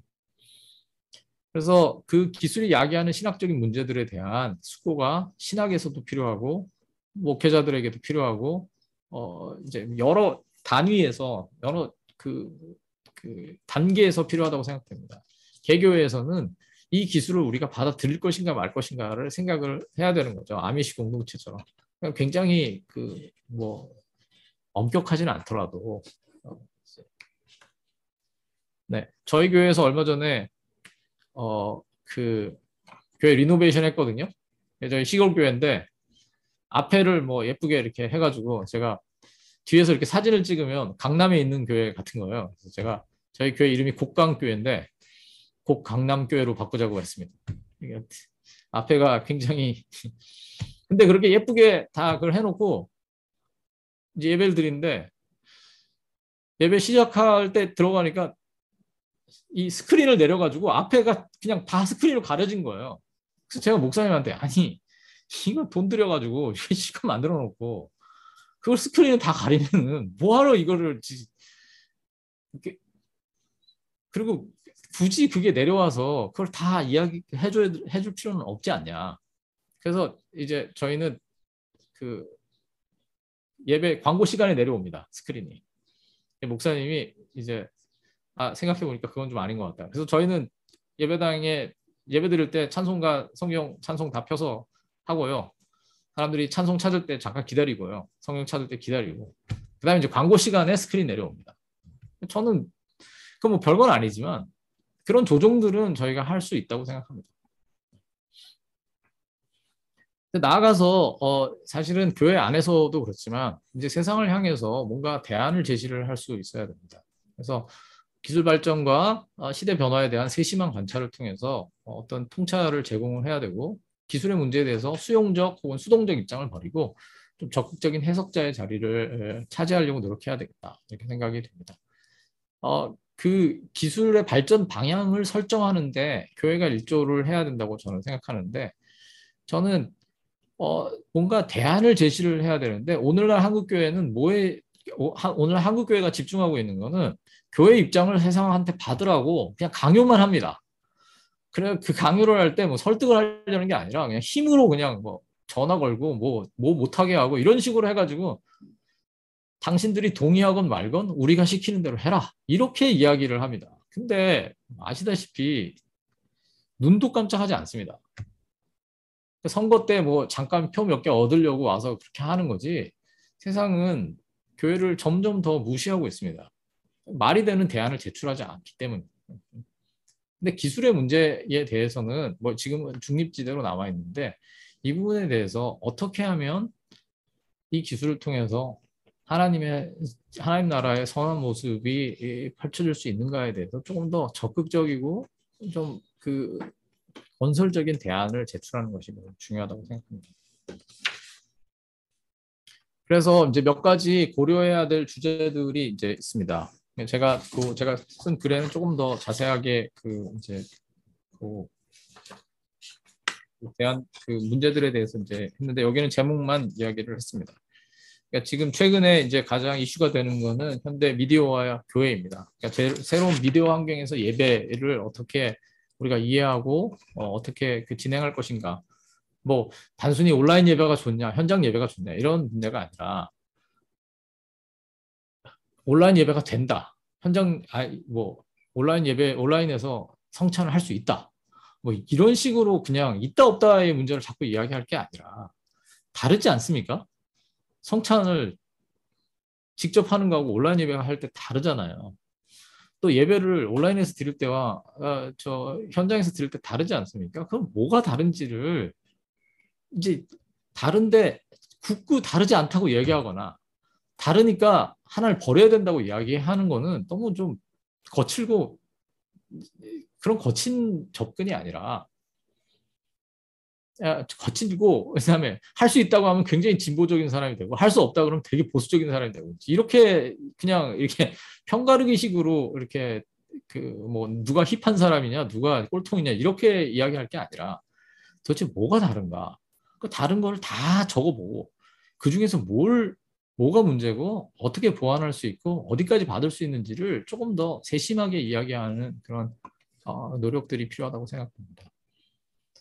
저는 또 4차 산업혁명 시대의 노동과 안식의 문제에 대해서도 굉장히 좀 흥미롭다고 생각하는데 4차 산업혁명 시대 본래 성경에 보면은 안식이 되게 중요하잖아요. 안식은 기본적으로 그냥 일을 안 하는 겁니다. 그렇죠? 그리고 타락했을 때 넌 땀을 흘려야 먹을 수 있다. 이제 이렇게 이야기해서 이제 노동은 별로 안 좋은 건데 물론 이제 물론 일하지 않으면 먹지도 마라. 이제 이런 이야기도 있지만 그러나 사실은 안식이 되게 중요하지 않습니까? 근데 이 4차 산업혁명 시대는 약간 강제로 안식하는 느낌이 든단 말이죠. 그러니까 노동을 점점 이제 기계가 대체하면서 노동할 수 있는 권리가 굉장히 중요해질 수도 있는 그런 상황에서 노동은 뭐고 안식은 뭔가에 대한 이제 굉장히 정교한 논의들이 필요하다고 생각합니다. 뭐 요즘에 기후 위기에 대해서는 많은 교회가와 신학자들이 이야기를 하고 있어서 매우 다행이라고 생각되는데 또 묘한 거는 기후 위기의 문제가 기술의 문제로 넘어가지는 않는 것 같아요. 그냥 약간 환경에 대한 그런 노력들 그다음에 좀 덜 쓰고 좀 환경적으로 살아가는 것에 대해서는 이야기하는데 사실은 결국 이게 다 기술이랑 연결되어 있는데 기술의 문제로 이게 조금 더 확장되었으면 좋겠다 이런 생각이 듭니다. 네, 오늘 이제 뭐 제가 드릴 말씀은 다 드렸습니다. 전통적 기술과 첨단 기술은 를 이제 나누는 그 지점에 대해서 말씀드리게 되었고 그 이후에 인간의 삶에서 핵심적인 요소가 되었다라고 말씀드렸습니다. 핵심적인 요소가 된 게 아니라 본래 핵심적인 요소였는데 핵심적인 요소라는 것을 이제 깨닫게 되었다라고 이야기를 해야 되겠죠.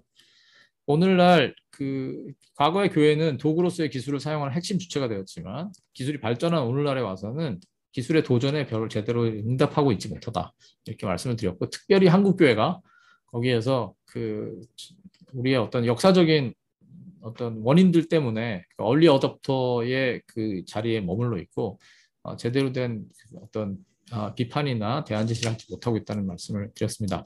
그래서 한국교회가 기술의 중요성과 영향력을 인정하고 첨단 기술, 현대 기술에 대한 적극적인 대응, 해석과 대응, 그리고 대안의 제시를 통해서 하나님 나라 실현을 추구해야 된다. 이렇게 말씀을 드렸습니다. 네, 여기까지 하겠습니다. 감사합니다.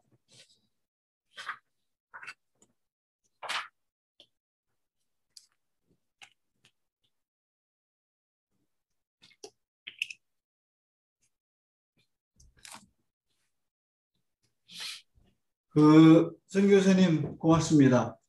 조금 일찍 끝났는데 더 여러분이 이게 우리가 이제 기술 문제는 사실 이렇게 많이 고민을 하지 않은 문제인데 오늘 이제 여러 가지로 아주 정교하게 잘 정리를 해주셔서 도움이 많이 될 것 같습니다. 혹시 강의를 들으시면서 같이 나누고 싶은 이야기 있으시면은 자연스럽게 나누시고 그렇게 정리를 하겠습니다.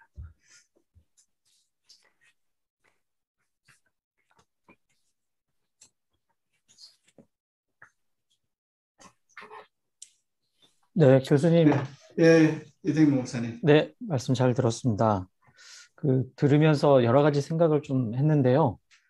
저도 개인적으로는 이제 뭐 얼리 어답터를 좋아하고 돈이 없어서 많이 사지는 못하지만 어떤 기술 이렇게 새로운 거 나오면 되게 관심도 가지고 그렇게 살아왔었고 그걸 또 교회 목회에서 어떻게 적용을 할 수 있을까 개인적으로 생각은 해봤는데 강의를 들으면서 제가 가장 좀 인상 깊었던 것은 내가 기술 문해력이 과연 있는가 라는 부분 계속 수용적으로 그리고 그것을 여전히 긍정적으로 그냥 그렇게만 생각했다라는 생각이 들었고 그래서 기술 문해력이 생각을 별로 안 해봤구나. 그러면 기술 문해력을 좀 더 향상시키고 키우기 위해서는 어떤 방법이 있을까? 어떻게 하면 기술을 더 잘 이해할 수 있고, 이걸 또, 바르게 판단도 할 수 있고, 이걸 또 어떻게 실천할 수 있을까라는 생각이 좀 들었습니다. 그래서 기술 문해력을 어떻게 하면 향상시킬 수 있는 방법이 있으면 좀 말씀해 주시면 좋겠습니다. 기술 문해력에는 이제 몇 가지 이제 요소들이 있을 거라고 생각합니다. 하나는 기술의 작동에 대해서 잘 이해하는 게 중요하겠죠. 근데 이제 이거는 전문가들이 이제 잘 아는 거고, 그다음에 우리는 이제 주로 사용자의 자리에 있으니까 작동의 원리에 대해서 우리가 알기는 쉽지는 않습니다. 그러나 거기에 어떤 기술이 작동을 할 때 그 뒤에서 어떤 일들이 일어나야 되는지에 대한 관심은 여전히 필요하다고 생각합니다. 그러니까 뭐 굉장히 전문적인 수준이 아니더라도 어느 정도까지는 이게 어떤 원리에 의해서 작동되고 있다는 것을 아는 것이 좀 중요하다고 생각되고, 그다음에 저는 기술에 대해서 목사님처럼 깊이 관심을 가지고 있는 게 되게 중요하다고 생각합니다. 그리고 그 기술을 우리가 이제 접할 때 중요한 거는 기술을 파는 사람이 우리한테 모든 걸 이야기해 주진 않는다는 거죠. 그래서 계속 관심을 가지고 그 뒤에 뭐가 있는지를 이제 좀 봐야 되고, 그다음에 이제 중요한 기술 문해력 중 하나는 그 기술이 인간의 삶에 어떤 방식으로 영향을 미치는가를 좀 생각을 해야 됩니다. 근데 이거는 이미 많은 사람들이 이야기를 하고 있습니다. 예를 들어서 휴대전화를 사용하니까 그 이후로 어머니 전화번호를 잊어버렸다. 난 더 이상 나 메모하고 있는 전화번호 없다. 이제 그렇게 이제 우리가 흔히 이야기하지 않습니까? 네. 흔히 하는 이야기입니다. 근데 그게 가지는 의미가 무엇일지를 다시 생각해 보지는 않습니다. 그냥 나는 이제 엄마 전화번호를 몰라. 그런 상관이 없어. 이제 이렇게 하고 그냥 넘어간단 말이죠. 그 다음에 뭐 애들한테 핸드폰을 주면 안 돼. 버틸 수 있을 때까지. 예, 그건 나빠. 뭐 뇌파도 저 전자파도 나쁘고 뭐 어쩌고 저쩌고. 근데 이제 그거를 그냥 그렇게 몇 가지 명제로 이렇게 해가지고 하고 말아버린다는 거죠. 근데 실제로 그 영향이 무엇이고 그 영향을 어떻게 평가할 것이고 그거에서 어떻게 대처할 것이고에 대한 이제 몇 가지 이제 논의들이 좀 있어야 되는데 이제 이 부분에서도 너무 논의가 저는 아까 말씀드린 것처럼 거칠게 이루어지고 있다고 생각합니다. 그냥 할 거냐 말 거냐. 근데 어떤 전체적인 어떤 대안, 그러니까 교회적인 어떤 방안들을 마련하는 데는 너무 역부족이다. 이제 이렇게 되는 거죠. 그러니까 저도 뭐 결국은 뭐 고민을 막 하다가 별다른 대안을 저도 이제 혼자서 도출하지 못했는데 휴대전화가 엄청나게 이제 보급이 되고 아이들이 이거를 안 주면은 되게 힘든데 지금 명확하게 나오는 대안은 뭐 고등학교 때까지 주지 마라. 그리고 그렇게 해서 성공한 사람 이야기. 뭐 이제 이렇게만 나오고 말아버린다는 거죠. 근데 중간에 많은 사람들은 그렇게 못 하거든요. 그럼 그 다음에 학교에서 점점 더 많은 그 학업적인 일들까지 휴대전화로 다 이제 하게 되면서 학생들이 휴대전화를 가지지 않을 수 없도록 만드는 그런 부분들이 분명히 있습니다. 어린애들도. 그러니까 이거를 이제 어떻게 할 것인가에 대한 조금 더 이제 깊은 논의와 좀 체계적인 고민이 좀 필요한데 그걸 이제 그냥 부모들한테 다 맡기고 그냥 가고 있는 거죠. 근데 1차적으로 일어나야 될 일은 이게 어떤 사회적 영향력이 있고 그다음에 이걸 무분별하게 사용함으로써 생기는 일이 뭔가를 조금 고민을 할 필요가 있다고 생각합니다. 어떤 거는 필요 없는 것도 되게 많거든요. 그러니까 예를 들면 이런 겁니다. 옛날에 저희 아이가 어릴 때 초등학교 다닐 때 아이들이 안심 등교를 해야 된다면서 무슨 요만한 이렇게 디바이스를 나눠주더라고요. 디바이스를 나눠주면은 학교에 들어가면 학교에 들어갔습니다라고 이제 저한테 문자가 오고 학교에서 나오면 학교에서 나왔습니다. 문자가 와요. 문제는 배터리가 떨어지면 안 온다는 거예요. 그리고 배터리가 무지 빨리 떨어져요. 근데 그 어디에도 얼마마다 배터리를 가세요라는 게 없어요. 그러면 진짜 그게 필요하다고 생각해서 아이의 안전을 걱정하는 사람이 사실 많지도 않은데 안 와도 별로 신경 안 쓰지만 신경 쓰는 부모는 완전히 패닉을 하게 되는 거예요. 애가 2시쯤 되면 학교에서 와야 되는데 문자가 안 옵니다. 그래서 애가 저는 밖에 있고 애는 혼자 집에 가야 되고 뭐 이제 이렇게 막 일 꼬여 있는데 막 뛰어와 보면 결국은 디바이스가 망가졌거나 배터리가 나가 있는 거예요.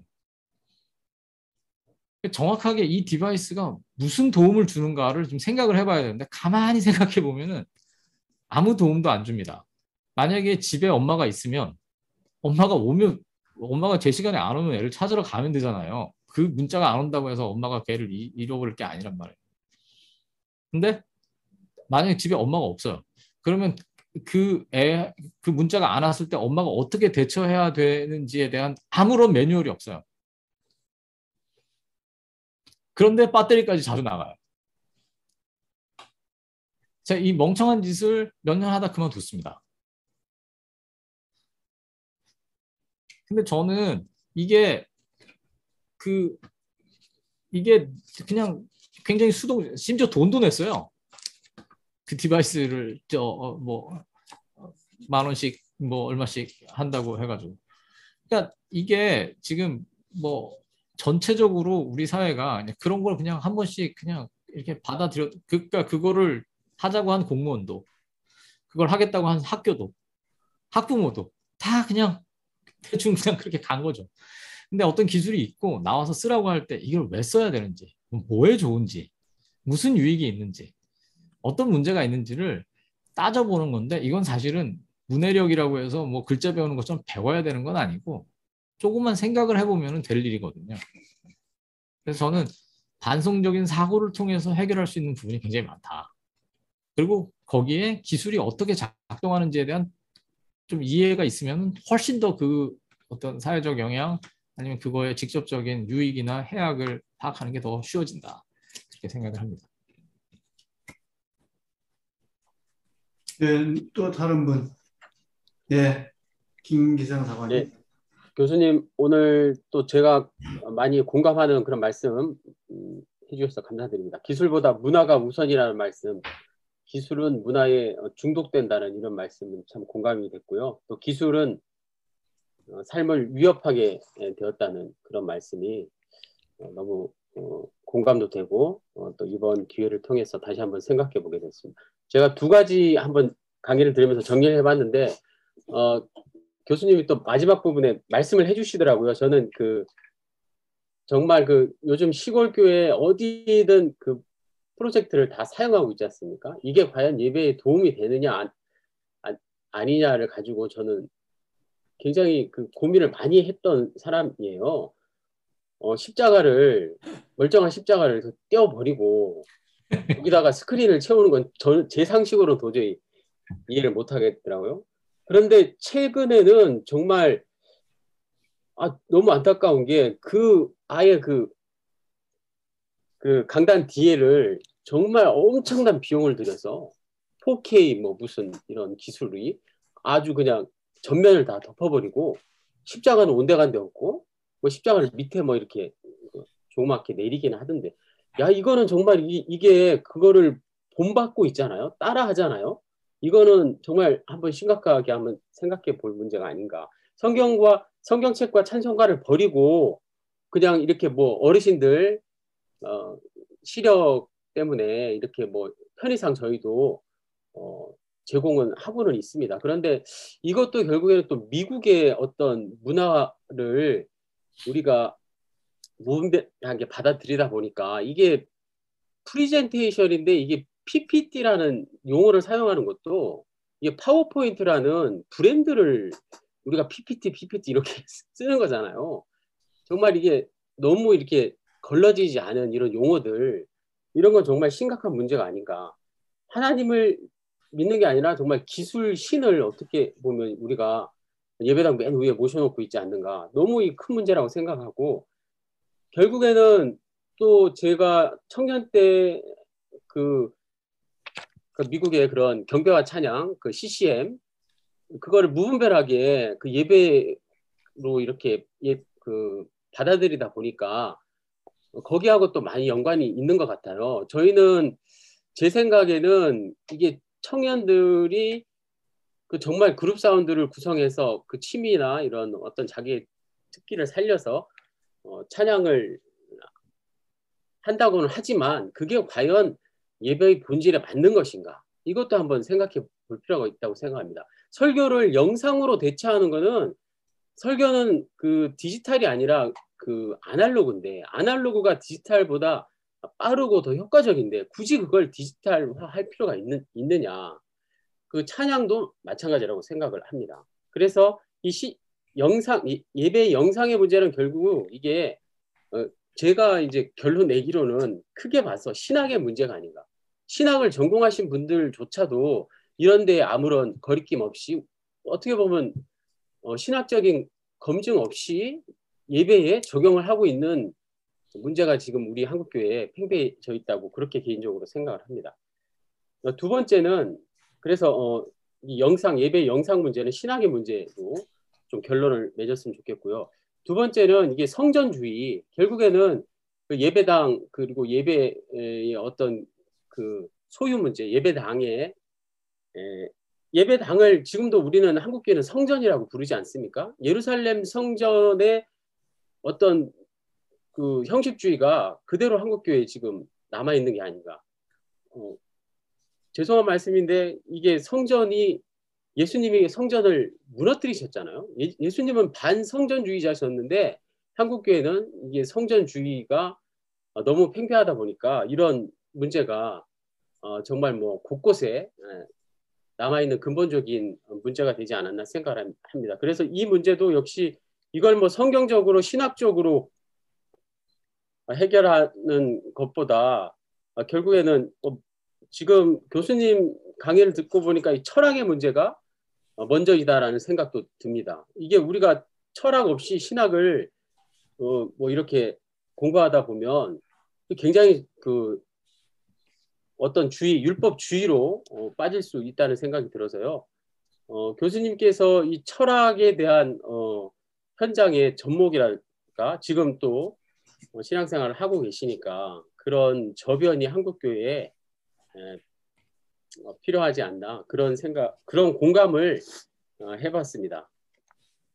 네, 이상입니다. 네, 감사합니다.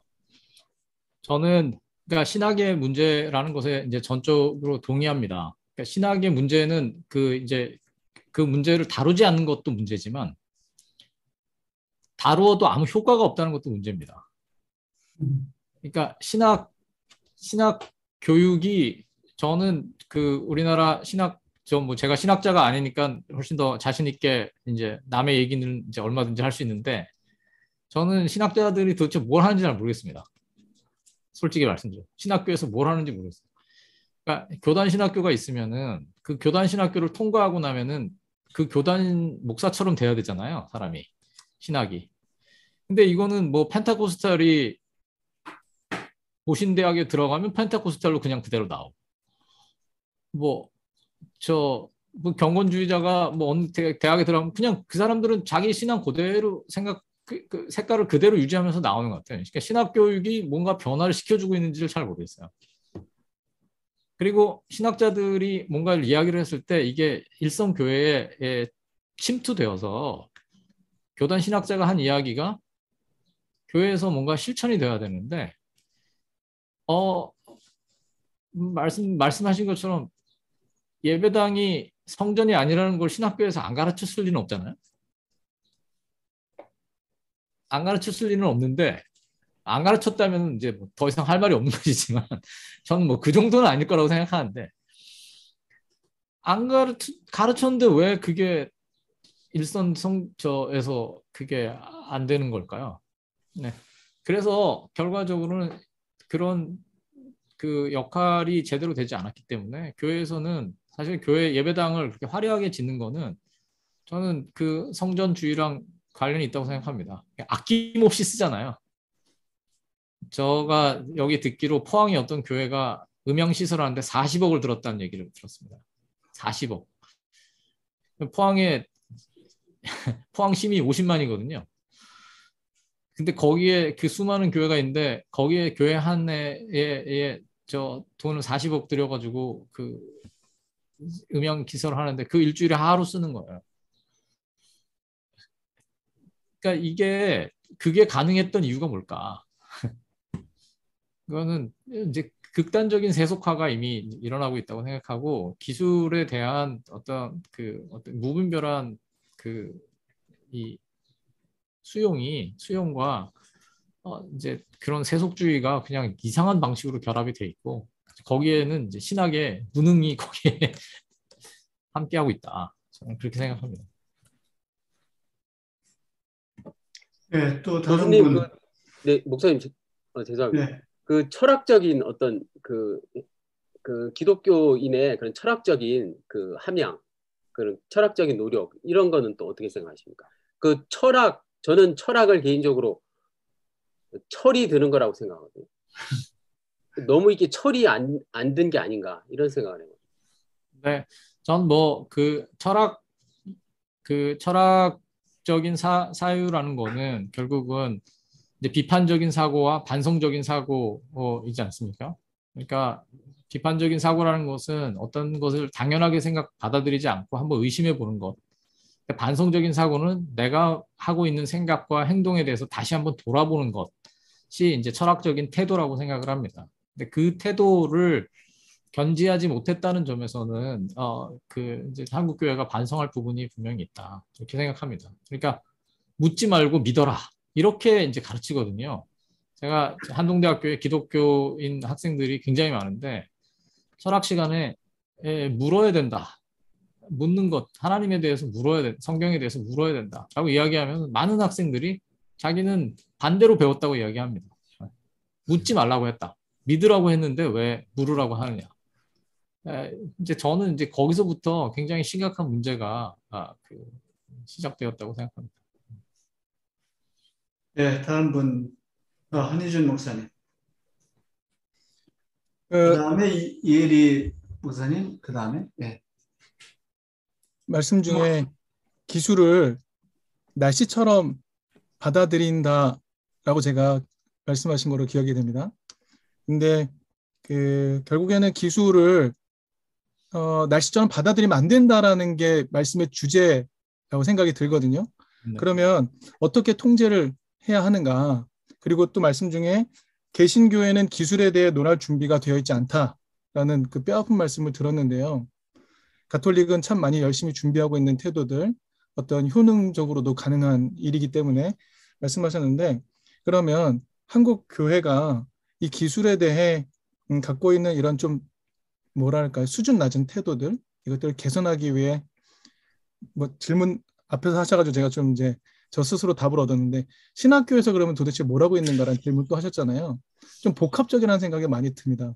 그래서 결국에는 신학교에서는 이 기술에 대해서, 기술과 신앙이 어떻게 같이 가야 될지에 대해서 그런 관심조차 없고 이런 상황이거든요, 사실은. 그래서 말씀을 들으면서도 다시금 현실 교회의 한계에 직면하게 되는 그런 좀 마음이 좀 서글픈 생각이 좀 많이 들고요. 교수님께서 대안을 제시해 줄 수 있는 환경은 아니겠지만 그래도 한국 교회, 신학교에 고언을 한다면 이런 공부는 좀 해라. 이런 공부는 좀 하고 목회자가 돼야 되지 않는가. 이런 말씀을 한번 해주시면 좋을 것 같다는 생각이 듭니다. 네, 저는 일단 관심을 기술의 영역으로 가져가야 된다고 생각을 하고, 그 다음에 사실 그 목회 현장에서부터도 얼마든지 시작될 수 있다고 생각합니다. 그러니까 목회 현장에서 아까 지금 보여드린 것처럼 뭐 메타버스로 주일학교 하기 이런 거 말고 어떤 기술을 사용할 때 이거가 정말 좋은가, 좋지 않은가, 어디까지 사용할 수 있고 어디까지는 좀 자제해야 하는가. 예를 들면 코로나 상황에서 비대면 예배를 하지 않을 수 없는 상황이 있지 않았습니까? 그 사용을 당연히 해야 되고 이제 노력을 해야 되죠. 어느 부분까지는. 그런데 이제 거기에 어디까지가 우리가 이게 비상 상황이고 어디까지 사용해야 될 것인가에 대해서 조금 더 이제 집단적이고 개별적인 고민이 필요하다고 생각을 하고요. 신학교에서 이제 최근에 장신대를 중심으로 해서 KTTN이라는 이제 그 모임을 만들어서 이제 하고 있습니다. 이게 코리아 디올로지, 저도 지금 정확하게 그게 그러니까 TTN인데 테크놀로지 앤 티올로지 네트워크 뭐 이렇게 했거든요. 코리안 테크놀로지 앤 티올로지 네트워크라고 한 것 같습니다. 그래서 이제 신학자들과 뭐 이제 저하고 뭐 여러 이제 전공자들이 이제 모여가지고 이제 조금씩 이제 논의를 하고 있습니다. 근데 이제 기술의 문제를 조금 이렇게 이제 핵심 아젠다로 가지고 오기 위한 노력 중에 이제 하나인데요.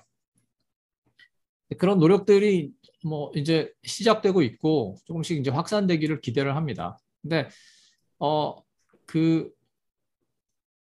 이제 실천 신학 이런 거 이제 배우잖아요. 근데 거기에 이제 기술이 중요한 이제 꼭지로 들어가야 되는 거죠. 네. 그리고 이제 기본적인 이야기들을 약간 좀 흥미 위주가 아닌 좀 실천을 중심으로 해서 조금 생각을 해야 된다고 생각합니다. 그러니까 신학자들이 이제 뭐 예를 들어서 인공지능에 대해서 논문도 되게 많이 나오거든요. 근데 제가 뭐 그분들하고 같이 교류하는 입장에서 좀 죄송한 말씀이지만 미국에서 인공지능에 대해서 약간 뭐 먼 미래에 대한 약간 허황한 이야기, 뭐 아까 같은 로봇이 생기면은 얘한테 세례를 줄 건가 말 건가 뭐 이런 식의 논의들을 이제 하는데 그게 도대체 오늘 지금 교회 현장하고 무슨 상관이 있는지 저는 잘 모르겠거든요. 그런 좀 이렇게 사변적인 이야기들 말고 교회에서 그러니까 실천적으로 어떤 그걸 해야 되고 어떤 목회적인 함의가 있는지에 대해서 저는 좀 고민을 많이 해야 된다고 생각합니다. 교회 안에 도대체 음향시설이 가지는 의미가 무엇이고 교회 자동차가 가지는 의미가 무엇이고 예배당이 가지는 의미가 무엇이고 예배당에 법으로 정해 있는 엘리베이터는 설치하지 않고 엉뚱한 거는 그렇게 열심히 설치하는 것에 대해서 도대체 무슨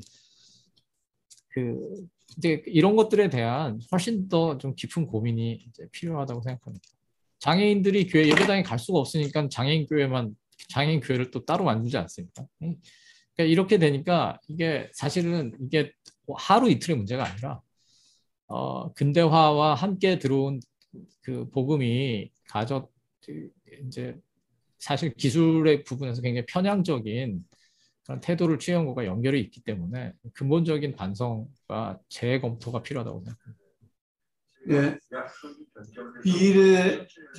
저기 목사님? 네, 전도사입니다. 전도사 자꾸 네, 까먹. 네.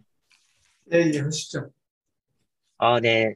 우선은 뭐 강의 열심히 해주신 교수님에 대해서 감사 말씀드리고요. 어쨌든 간에 이 기술에 대한 문제가 교회 내에서 때로는 편협하게 수용되거나 혹은 이제 단편적으로 이해되는 부분에 대한 거는 확실히 이제 문제라는 것에 대해서 저도 인식하고 있었는데 오늘 강의 통해서 또 다시 한번 제가 이제 그 부분에 대해서 리마인드 할 수 있어서 좋았습니다. 다만 이제 강의를 들으면서 몇 가지 교수님과 이야기를 나누고 싶은 부분이 있어서 이제 손을 들게 됐는데, 첫 번째로 이제 교수님께서 말씀하신 그 기술에 대한 도입, 한국 교회가 기술을 도입하는 과정에 대해서 뭐 단편적이고 무비판적이고 혹은 이제 얼리 어답터로서 그냥 서양에서 그냥 들어왔기 때문에 이게 그대로 수용된 것이 아닌가라고 이야기한 부분에 대해서는 우리가 다시 한번 살펴봐야 되지 않을까 싶은 부분이 있었습니다. 초기 이제 선교사들이 함께 이제 기술을 도입하는 과정에서 이 기술이라는 부분이 이제 교회에 쓰이게 된 이유는 다름 아닌 이제 조국이라는 이 조선이라는 이 나라의 변화와 사회 구조에 대한 변화, 그리고 이 안에서 발생되는 문제들을 개선하기 위해서 기술이 도구로서 활용된 거고, 단순히 도구일 뿐만 아니라 이것을 우리가 어떤 목적으로 어떻게 선용할지에 대한 담론이 충분히 있어 왔습니다. 그렇기 때문에 이 기술이 들어왔고 이것이 사용됐고 이것이 60년대, 70년대까지 저는 쭉 이어졌다라고 생각을 하거든요. 근데 이 부분에 대해서 너무 칼같이 이제 평가를 하신 부분에 대해서는 저는 이제 뭔가 의아하다는 생각을 가지게 됐고, 이게 이제 제가 봤을 때는 이 기술에 대한 부분이 이렇게 편파적이고 혹은 이제 파편적이고 일종의 한쪽으로만 쓰이게 된 부분은 이런 목적성이 이제 상실된 것을 우리가 생각해 봐야 되지 않을까 싶습니다. 60년대, 70년대까지는 교회가 사회를 선도한다라는 입장에서 사회 문제 혹은 악습 혹은 그 부분에서 파생되는 여러 가지 부작용들을 교회가 주도적으로, 능동적으로 대처하자는 부분에서 기술이 활용됐기 때문에 문제가 없었지만 90년대 이후에는 세속화가 되면서 이 부분에는 목적 상실이 됐기 때문에 문제가 발생했다고 보거든요. 그래서 저는 이런 부분에 대한 지적이 현상에 대한 올바른 평가가 아닐까 싶습니다. 뭐 이 부분을 제가 가지고 있는 첫 번째 생각이고요. 하나만 더 더해서 이야기하자면 그 신학교에 대해서 또 신학자들에 대해서 교수님께서 말씀하신 부분이 있었는데, 저는 이제 뭐 제가 잘 배운 것도 아니고 저는 개인적으로 문과 출신이어가지고 기술에 대한 깊은 이해는 없지만 신학교를 다니면서 기술과 신학과의 관계 혹은 과학과 신학과의 관계 혹은 문화와 신학과의 관계에 대해서 다른 수많은 과목들을 들어왔고, 또 때로는 교수님들 직접 찾아가면서 뭐 밤을 새워가면서 토론도 해보고 같이 이제 학생들과 함께 논문도 준비해 보면서 여러 가지 이야기를 나눠본 적이 있었습니다. 신학교에서 전혀 그런 이야기를 안 하는 건 아니거든요. 오히려 그런 것들을 깊게 다루고 혹은 과학자들이 만든 혹은 새로 발견한 기술의 원리에 대해서 우리가 어떤 의미를 부여할지, 신학적으로 이 의미를 부여하고 그것이 진짜 신학적으로 정당한지에 대해서 이야기를 나눴습니다. 뭐 카톨릭에서 하는 그런 식을 뭐 일부 학교에서 한 것일 수도 있겠지만 저희 나름대로 노력을 해왔고 그 부분에 대해서 나름대로 이제 고민하면서 때로는 대화도 하면서 노력했습니다. 그리고 이제 제가 다닌 학교 같은 경우에는 이제 신학과 인문학과의 대화, 수다라는 하나의 프로그램을 만들어서 학교 내에 있는 다양한 과와 신학과의 이제 대화를 모색하는, 교수님들이 그것을 서로 주도해가는 모임이 있었습니다. 그래서 이공계 계통의 교수님들과 신학 교수님들이 기술을 가지고 어떻게 우리가 이해할 것인지 세미나를 하고 심포지움을 하고 이야기를 하면서 학생들에게 또 그것을 나누는 자리를 마련해 주셨거든요. 그런데 이제 제가 이런 과정들을 겪으면서 느끼게 된 문제점은 뭐냐면 신학교는 노력을 하고 있어요. 하고 있는데 이것이 현장에서 먹히지를 않고 있거든요.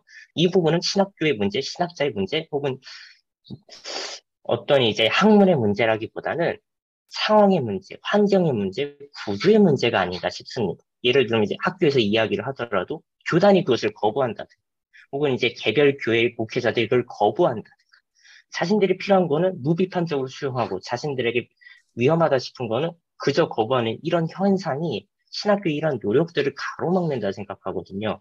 교수님께서 어떤 신학자들을 만나시고 어떤 신학적 담론을 하시는지는 모르겠지만 저로서는 이 부분에 대해서는 이제 그렇게 일방적으로 말씀하시기에는 좀 위험하지 않을까 싶습니다. 뭐 제가 젊은 입장에서 좀 말이 거세게 나왔을지는 모르겠는데 만약 그랬다면 죄송하다는 말씀을 드리고요. 어쨌든 그 부분에 대해서 교수님의 생각을 한번 여쭙고 싶습니다. 네, 감사합니다. 전혀 거세지 않았고요. 그리고 신학교에서 이렇게 노력을 많이 하고 있다는 부분에 대해서 제가 전보다 더 많이 알게 돼서 그것도 굉장히 감사한 일입니다. 먼저 이제 첫 번째부터 이제 말씀을 드리자면, 맞습니다. 저는 기술 자체가 부정적이거나 아니면 한국의 근대화 과정에서 소개된 기술이 문제가 있었다. 전혀 그렇게 생각하지 않습니다. 세브란스가 없었다면 지금 우리가 어떻게 돼 있었을까? 그때 그 많은 과학 눈물이 그 선교사들을 통해서 들어오지 않았더라면 지금 우리가 어떻게 돼 있을까 생각을 하면은 그거에 대해서는 정말로 감사해야 될 일이죠. 그런데 이제 문제는 뭐냐면은 그 과정에서 우리가 기술에 대해서 가지게 된 그 인상이 굉장히 무비판적이 되었다는 것입니다. 근데 그게 단순히 목적의식이 그때는 있었는데 지금은 없었다.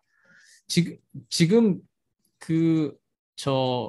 그렇게 저는 그렇게는 생각하지 않습니다. 왜냐하면 지금 목회자들이 기술을 교회에 받아들일 때 무목적적으로 받아들이는가? 그렇지는 않을 거거든요. 나름대로의 방식이 있고, 나름대로의 이유가 있고, 공동체의 선을 위해서 그렇게 하는 것이지, 그냥 아무 생각 없이 그렇게 많은 비용을 들여가면서 기술을 받지는 않을 것입니다. 그런데 문제는 우리가 그거에 대해서 어떻게 판단하고, 얼마나 많은 어떤 판단의 과정을 거치고, 그다음에 얼마만큼의 어떤 예산이나 이런 노력들을 목사님 투여하는 혹시 소리 끊기나요? 했을 때에는 그게 이제 굉장히 중요한 그 차이를 가진다고 생각하는데, 아까 얼핏 제가 어느 분인지 제가 기억을 잘 못하겠습니다만 미국에서 하는 찬양 때문에 우리나라에 이제 이렇게 스크린 같은 것들이 많이 도입됐다 하는데, 제가 생각하기엔 우리나라가 전 세계에서 스크린이 제일 많을 것입니다. 그러니까 교회의 어떤 디자인에서 기술이 들어오면서 다른 부분들을 이렇게 거치는 그런 부분들이 우리나라에서 굉장히 자연스럽습니다. 그러니까 기본적으로 거기에 대해서 별다른 이제 거부감이 없기 때문입니다. 그러니까 그거는 이해할 만한 우리 과거의 산물이라고 저는 생각을 하는데, 그러나 지금은 이제 그것을 극복할 때가 되었다라고 이제 생각을 합니다. 그다음에 이제 신학교에서의 그런 노력들이 아까 말씀드린 대로 이제 많이 일어나고 있는 것은 매우 다행스러운 일입니다. 근데 말씀하신 것처럼 그것이 현장에서 현장으로 투과되지 않고 있는 이유가 무엇인가? 그거는 굉장히 심각한 문제잖아요. 근데 아니 신학자들은 이제 제가 아까 그 스크린에 대해서 말씀드렸는데, 제가 어디선가 발표를 한 다음에 신학교 교수님이 저한테 이렇게 말씀하셨습니다. 학교에서 다 이야기했는데 말을 들어먹질 않는다. 근데 저는 지금 신학교와 현장의 괴리가 점점 심해지고 있다는 느낌을 그냥 일반 교인으로서 봅니다. 그러니까 저는 저는 목회자가 아니니까 그 교회 그냥 평신도에 불과한데, 저는 이제 약간 이제 신학자들 만날 기회도 있고 관찰자의 자리에 쓸 수 있는 이제 기회들이 있어서 보면은 신학교에서의 담론과 현장에서의 목회가 점점 괴리되고 있는 것 같다는 느낌이 듭니다. 그래서 기술에 대한 논의도 많이 일어나고 있는 것은 굉장히 감사한 일이고 앞으로 더 계속되기를 바라는데, 그 괴리를 해소해야 되는 노력을 굉장히 많이 기울여야 되고, 그럼 그 노력을 누가 기울일 것인가? 이거를 교단을 탓할 것인가, 아니면 개별 목회자들 왜 배우고서 제대로 안 하느냐라고 목회자들을 탓할 것인가? 저는 교회 선생님들에게 더 책임을 이제 묻는 것이 맞다고 생각합니다. 뭐 물론 제가 그분들 만나기 때문에 그한테 가서 당신 그동안 뭐 했냐 이렇게 말하라고 하면 제가 차마 그렇게는 저도 잘 못하겠는데, 그러니까 노력을 안 한다는 것이 아니라, 그러나 이 노력이 현장에 페네트레이트 되도록, 현장에 투과되도록 노력하는 노력을 우리가 같이 계속해야 되고, 현장에서도 각자의 레벨에서 해야 될 어떤 기술에 대한 논의들을 지속해야 되겠다, 그렇게 생각합니다. 네. 혹시 다른 분 더 같이 나누고 싶은 이야기 있으시면 하시죠. 양사관님 뭐 하실 말씀 없어요? 네, 교수님 감사합니다. 또 귀한 강의 잘 들었습니다. 저는 아까 두 가지 되게 이제 강의 속에서 멘트하신 것 중에 제가 그냥 와닿아서 또 말씀드립니다. 주일학교가 재미없는데 메타버스 주일학교가 재밌을까? 되게 공감됐고, 그러니까 그러니까 우리가 진짜 깊은 고민을 하고 이런 걸 받아들여야 되겠다는 생각을 정말 많이 했고요. 우리의 지금 현실 모습을 생각 못하고 그냥 누구나 따라 하니까 따라 하는 거는 정말 저희가 좀 많이 고민하고 생각해 봐야겠다는 이제 생각이 들었고요. 또 하나는 이게 철학을 기술 철학이라는 거 저 사실은 처음 접해보는 것 같아서. 근데 또 아까 그 죽는다는 것과 산다는 것 이야기해 주실 때 죽어야 산다라는 그 로봇의 멘트가 굉장히 또 저에게 그냥 감동을 줬는데요. 모르겠습니다. 그러니까 이 기독교 철학도 어떻게 보면 이 삶과 죽음을 생각하고 자꾸 이렇게 가야 되는데 지금 너무 현실에만 빠져 있어서 우리가 이런 어떤 여러 가지로 고민하지 못하고 그냥 뭐 선배들이 했으니까 아니면 뭐 기존의 어떤 교단들이 하니까 자꾸 우리가 그런 쪽에 또 뭐 교회가 이만큼 하니까 이만큼 커지더라 이걸 보면서 따라가기 때문에 많은 이 고민하지 않고 그냥 따라가는 것 때문에 지금 그런 문제들이 하나씩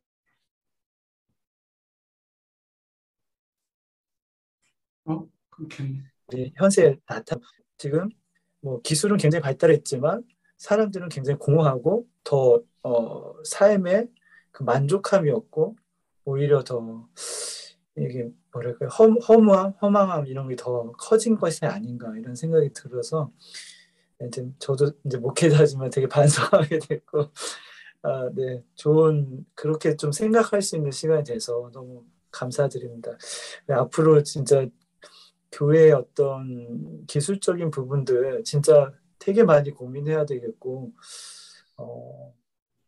이게 받아들일 때 어떤 여러 가지 상황들 또 앞으로의 어떤 열매들을 생각하면서 해야 되겠구나 하는 생각을 좀 갖게 돼서 너무 감사드립니다. 네. 네, 한희준 목사님 뭐 더 네. 네. 아니 아까 그 제가 여쭙던 것 중에 그 기술을 날씨처럼 받아들이지 않기 위한 노력? 네. 예,에 대한 제가 답을 명확하게 잘 못 들은 것 같아서. 네, 죄송합니다. 네. 네. 네, 그게 이제 저가 이제 생각하는 거는 우리가 비가 내릴 때는 우산을 준비해야 되지만 기술에 대해서 너무 수동적인 자세를 가져서는 안 되겠다. 그러니까 기술은 어차피 개발될 거니까 그리로 가면 된다. 갈 수밖에 없고 우리가 그 도도한 흐름을 막을 수 없다. 이게 지금 굉장히 일반적인 생각이거든요. 그거를 전제로 하기 때문에 이제 더 이상 거기에 대해서 굳이 저항하려고 하지 않고 그냥 거기 물밀듯이 오니까 그걸 그냥 받아가면서 살자. 이렇게 이야기해야 되는데 사실은 기독교인들에게는 적어도 그 도도한 흐름을 도도한 흐름 가는데 나는 안 갈 거야. 이렇게 이야기할 수 있는 거거든요. 그게 신앙을 가진 사람들의 특권이잖아요. 사람들은 이렇게 하는데 나는 그거 안 하겠다. 라고 이야기할 수 있고 교회가 같이 우리는 그거 안 하겠다. 라고 이야기할 수 있는 거거든요. 그러니까 제가 뭘 꼭 교회가 안 해야 된다는 건 아닌데 저는 그 태도가 기본적으로 이제 문제라고 생각해요. 이게 비 오는 거랑 똑같이 생각을 해버리면 기술을 사람이 만드는 거고 내가 원해서 사용할 수도 있고 사용 안 할 수도 있고 내가 사용 안 함으로써 불편함을 감수할 수도 있고 뭐 이제 이런 그 옵션이 나한테 있다 라고 생각하는 거하고 이거는 비 오는 거니까 우산을 펼쳐드는 거 외에는 방법이 없고 우산을 안 펼치면 나만 비 맞는다 이렇게 생각하는 거하고는 굉장히 다른 거거든요. 그래서 저는 그게 이제 기본적인 태도의 문제라고 생각합니다. 제가 구체적으로 뭐 어떤 기술을 뭐 교회에서 프로젝터를 쓰지 말자 이런 게 아니라 프로젝터를 쓴다면 우리가 어디까지 쓰자라는 것에 대해서 내가 결정할 수도 있다. 그렇게 생각하는 거하고 아니 예배당을 지으면 당연히 프로젝터를 저 스크린 맨 앞에 놔야 되는 거 아니야? 아무 생각 없이 그냥 하는 것과는 굉장히 다르다고 저는 생각을 합니다. 그리고 네. 네. 그러면 결국 취사 선택을 하는 능력을 기술에 대한 네. 어떻게 반응할지에 대한 능력을 갖춰야 되는 필요가 있는 거네요. 그렇죠. 네. 근데 이제 그런 것들이 전혀 불가능하지 않거든요. 우리가 뭐 요새 그러니까 우리는 늘 하다가 이제 외부에서부터 캠페인이 들어오면 그때부터요. 플라스틱 쓰지 말자. 그러면 꼭 그걸 나라에서 시작해야 그다음부터 이제 그런데 사실 그 전부터 얼마든지 할 수 있었던 거잖아요. 또 연명치료 연명치료를 안 하겠다고 하는 것도 제도가 만들어지기 전에 얼마든지 사실은 할 수 있었던 거거든요. 아까 뭐 삶과 생명과 죽음에 대해서 말씀하셨습니다만 오늘날 많은 분들이 연명치료 시설에서 그냥 그야말로 목숨만 붙어 있는 채로 지금 살아가고 계신 분들이 굉장히 많고 교인들에도 점점 많아지지 않습니까? 근데 이분들을 어떻게 목회하고 이분들을 어떻게 돕고 또 그 상황을 우리가 어떻게 받아들이고 할 것인지에 대한 깊은 고민이 사실은 필요하거든요. 네. 근데 그거를 그냥 그 프로세스는 그냥 병원에서 일어나는 거니까 그냥 쭉쭉쭉쭉 가는 거고 교회는 그냥 저 신방이나 가고 뭐 이렇게 그냥 그 선에서 더 이상 우리가 어떻게 할 수 없는 영역으로 그냥 만들어 버린 것 같은 느낌이 많이 들거든요. 그러니까 제가 이제 대안을 제시를 하려고 노력해야 된다는 그 지점이 바로 거기에 있는데 저는 그것이 뭐 그러니까 말씀하신 신학교에서의 어떤 담론 수준에서도 얼마든지 일어날 수 있지만 그러나 그것이 목회 현장, 우리 삶의 현장으로 계속 기독교인이 어떻게 살 것인가의 그 영역까지 내려갈 수 있고 내려가야만 한다고 생각을 합니다.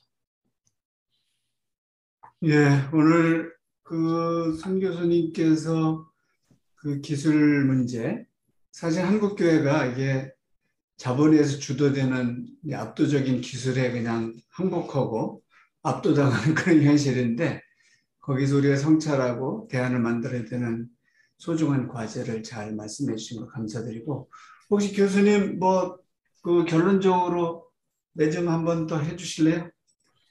네, 뭐 오늘 그 많은 그 말씀을 해주시고 질문해 주셔서 감사드립니다.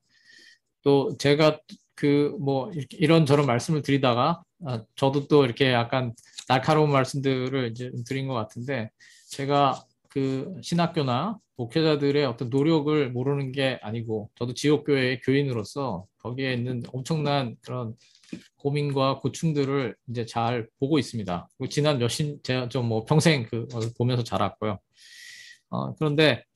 그러나 이제 우리 교회가 이제 우리 사회에서 과거에 가지고 있던 지위를 이제 점점 놓치고 있는데 그것을 어떻게 회복할 것인가?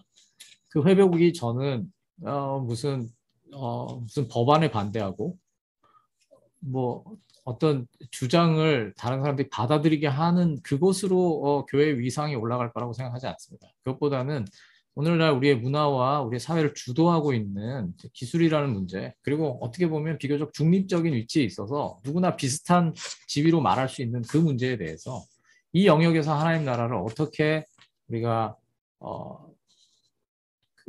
좀 확장할 수 있는지, 그걸 사람들이 납득할 수 있는 방식으로 성경이 이렇게 이야기하기 때문에 이렇게 이야기하는 게 아니라 이렇게 하는 게 우리 모두에게 좋아 라고 하는 대안을 이제 제출할 수 있는 그런 지위를 스스로 찾아가야만 한국 교회가 한국 사회에서 좀 더 그 유의미한 그 어떤 구성원으로서 존중을 받고 또 복음을 전파하는 데에도 더 도움을 받을 수 있을 거라고 생각합니다. 예, 고맙습니다. 혹시 뭐 추가 질문하실 분 있으시면 예, 한성진 예, 하시죠. 네, 안녕하세요. 좋은 강의 감사를 드립니다. 좀 젊은 목회자의 입장에서 한번 말씀을 드려보고 싶습니다. 그러니까 저희 세대 같은 경우에는 이제 메타버스라든지 아니면 기술적으로 앞으로 어떻게 이 문제들을 수용하면서 목회를 이어가야 될 것인지에 대한 이 문제가 사실 예전 세대의 목회자분들보다는 훨씬 더 민감한 문제로 받아들이고 있습니다. 앞으로 어떻게 변화할지도 모르는 세상 가운데에서. 근데 이 메타버스에 관해서 우리 교수님께서 좀 이야기를 하실 때 너무 부정적으로 좀 이야기를 하시는 부분들이 좀 있어 보이더라고요. 근데 제가 알기로는 이 메타버스에 관해서 이야기하셨던 분들의 이야기를 본다 하더라도 이게 어떤 교회 사역에 있어서 목회에 있어서 본질적이지 않은 문제임은 분명히 이야기를 하고 단순히 도구적으로 목회를 위해서 활용하기 위해서 이 부분들에 대해서 사용하고 선도한다라고 말씀을 좀 하시는데 좀 이 앞으로 이런 부분들에 있어서 보면 메타버스가 좀 대표적으로 이야기를 할 수 있을 것 같은데, 이 부분들에 있어서 좀 젊은 목회자들은 어떻게 받아들여야 되는지 저희들에게는 굉장히 현실적인 문제라고 보거든요. 사실 이거를 단순히 무비판적으로 좀 수용하지 않겠다라는 태도는 오히려 좀 더 배타적인 태도가 아닌가 싶다는 그런 생각이 좀 들어서요. 네. 네, 저는 메타버스 그 자체가 문제다라고 생각하지는 전혀 않습니다. 그러니까 어떤 기술도 그냥 그 자체로 문제가 있다. 이렇게 이야기하는 거는 이제 언제든지 문제입니다. 왜냐하면 그래서 나는 안 하겠다 했는데 나중에 이제 그게 대세가 되면은 이제 서로 난감한 이제 상황에 처하게 될 것이고, 현실적으로. 근데 이제 제가 그 문제 삼는 것은 이게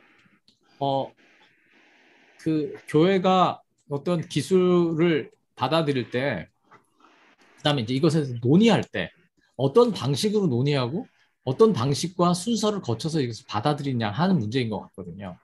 그러니까 그 페이스북이 메타로 이름을 바꾸지 않았습니까? 왜 바꿨냐면은 거기가 다음 세대 먹거리라고 생각하고 자기는 거기에 뛰어들어야 되겠다고 생각한 거예요. 그러니까 비즈니스적인 판단을 한 거죠. 그러니까 리스크 테이킹을 한 거고, 이제 그 말하자면 베팅을 한 겁니다. 네. 아직 그게 지금 성공적인 베팅은 아니었던 것 같아요. 뭐 주가가 그렇게 막 확 올라가지도 않고 이런 걸 봐서는 페이스북은 베팅을 한 겁니다.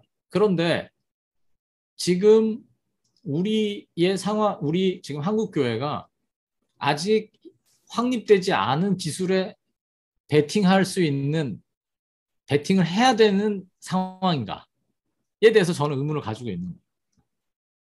이거는 지금 구체화되지 않은 기술이거든요. 심지어 게임 영역에서도 그렇게 지금 이게 뜨거운 영역이 아직 아니란 말이죠. 그러니까 우리는 뜨겁다는 이야기를 들은 거지 뜨거운 걸 확인한 게 아니에요. 그러니까 물론 저는 그래서 이거를 지금 이 속도와 이렇게 이걸 급히 받아들여야 될 것인가. 그러니까 저는 사실은 뭐 현장에서, 왜냐하면 저희 교회에서는 그런 걸 안 하니까 현장에서 이게 지금 얼마나 되고 있는지, 저는 이제 수소문을 하는 겁니다. 수소문을 하는데 무슨 어느 교단 총회장이 메타버스로 뭘 했다. 대학 총장이 어디서 메타버스로 입학식을 했다.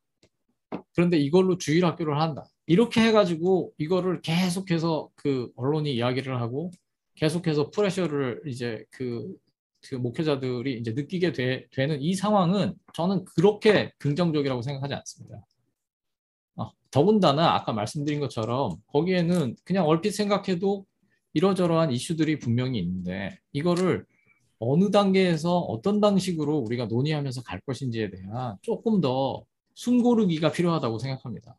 저는 교회가 얼리 어답터가 될 필요는 없다고 생각합니다.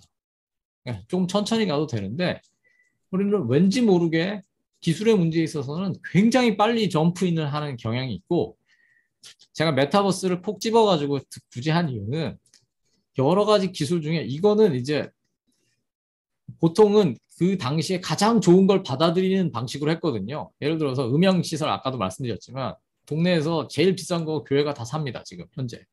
그리고 그 사람들의 최대 고객이 교회입니다. 근데 메타버스는 이 기술이 무르익지도 않았는데 지금 뛰어들고 있다는 거죠. 그래서 저는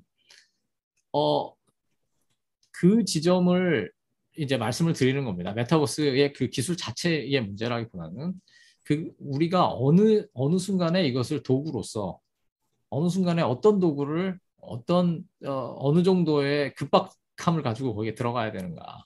근데 저는 왜 여기서 한국교회가 그렇게 빨리 점프인을 해서 모든 목회자가 메타버스가 뭔지를 알거나 아니면 알아야 된다고 생각하게 되는가. 저는 이거는 좀 이상하다고 생각하는 거죠. 예, 오늘 귀한 강의해 주신 우리 손 교수님께 박수로 감사를 하겠습니다. 제가 광고 잠깐 하고서 마치겠습니다. 그러면 저희가 5월 10일부터 4번에 걸쳐서 2022년 창의적 설교 연구 모임 신학과 과학에 대한 새로운 접근이라는 주제로 한 것을 오늘로 마치겠습니다. 마치고 참여하신 여러분께 감사를 드리고 저희가 이제 올해는 이제 이걸로 설교연구 모임 마치고요. 이제 9월부터 여기 참여하신 순천 지역 목회자들 중심 목회 아카데미를 하는데 혹시 그때 저희들이 대면으로 하는데 뭐 줌으로도 중계를 할 수 있다면 여기 참여하신 목회자들도 참여할 수 있는 길이 어떻게 될지 한번 연구를 좀 해보겠습니다. 그래서 제가 이제 6월 17일 순천 가서 뭐 순천 지역 목회 아카데미를 같이 협의할 텐데 나중에 정리가 되면은 여기서도 한번 공유하고 사관님들 많이 들어오셨는데 함께 할 수 있는 길도 한번 찾아보도록 하겠습니다.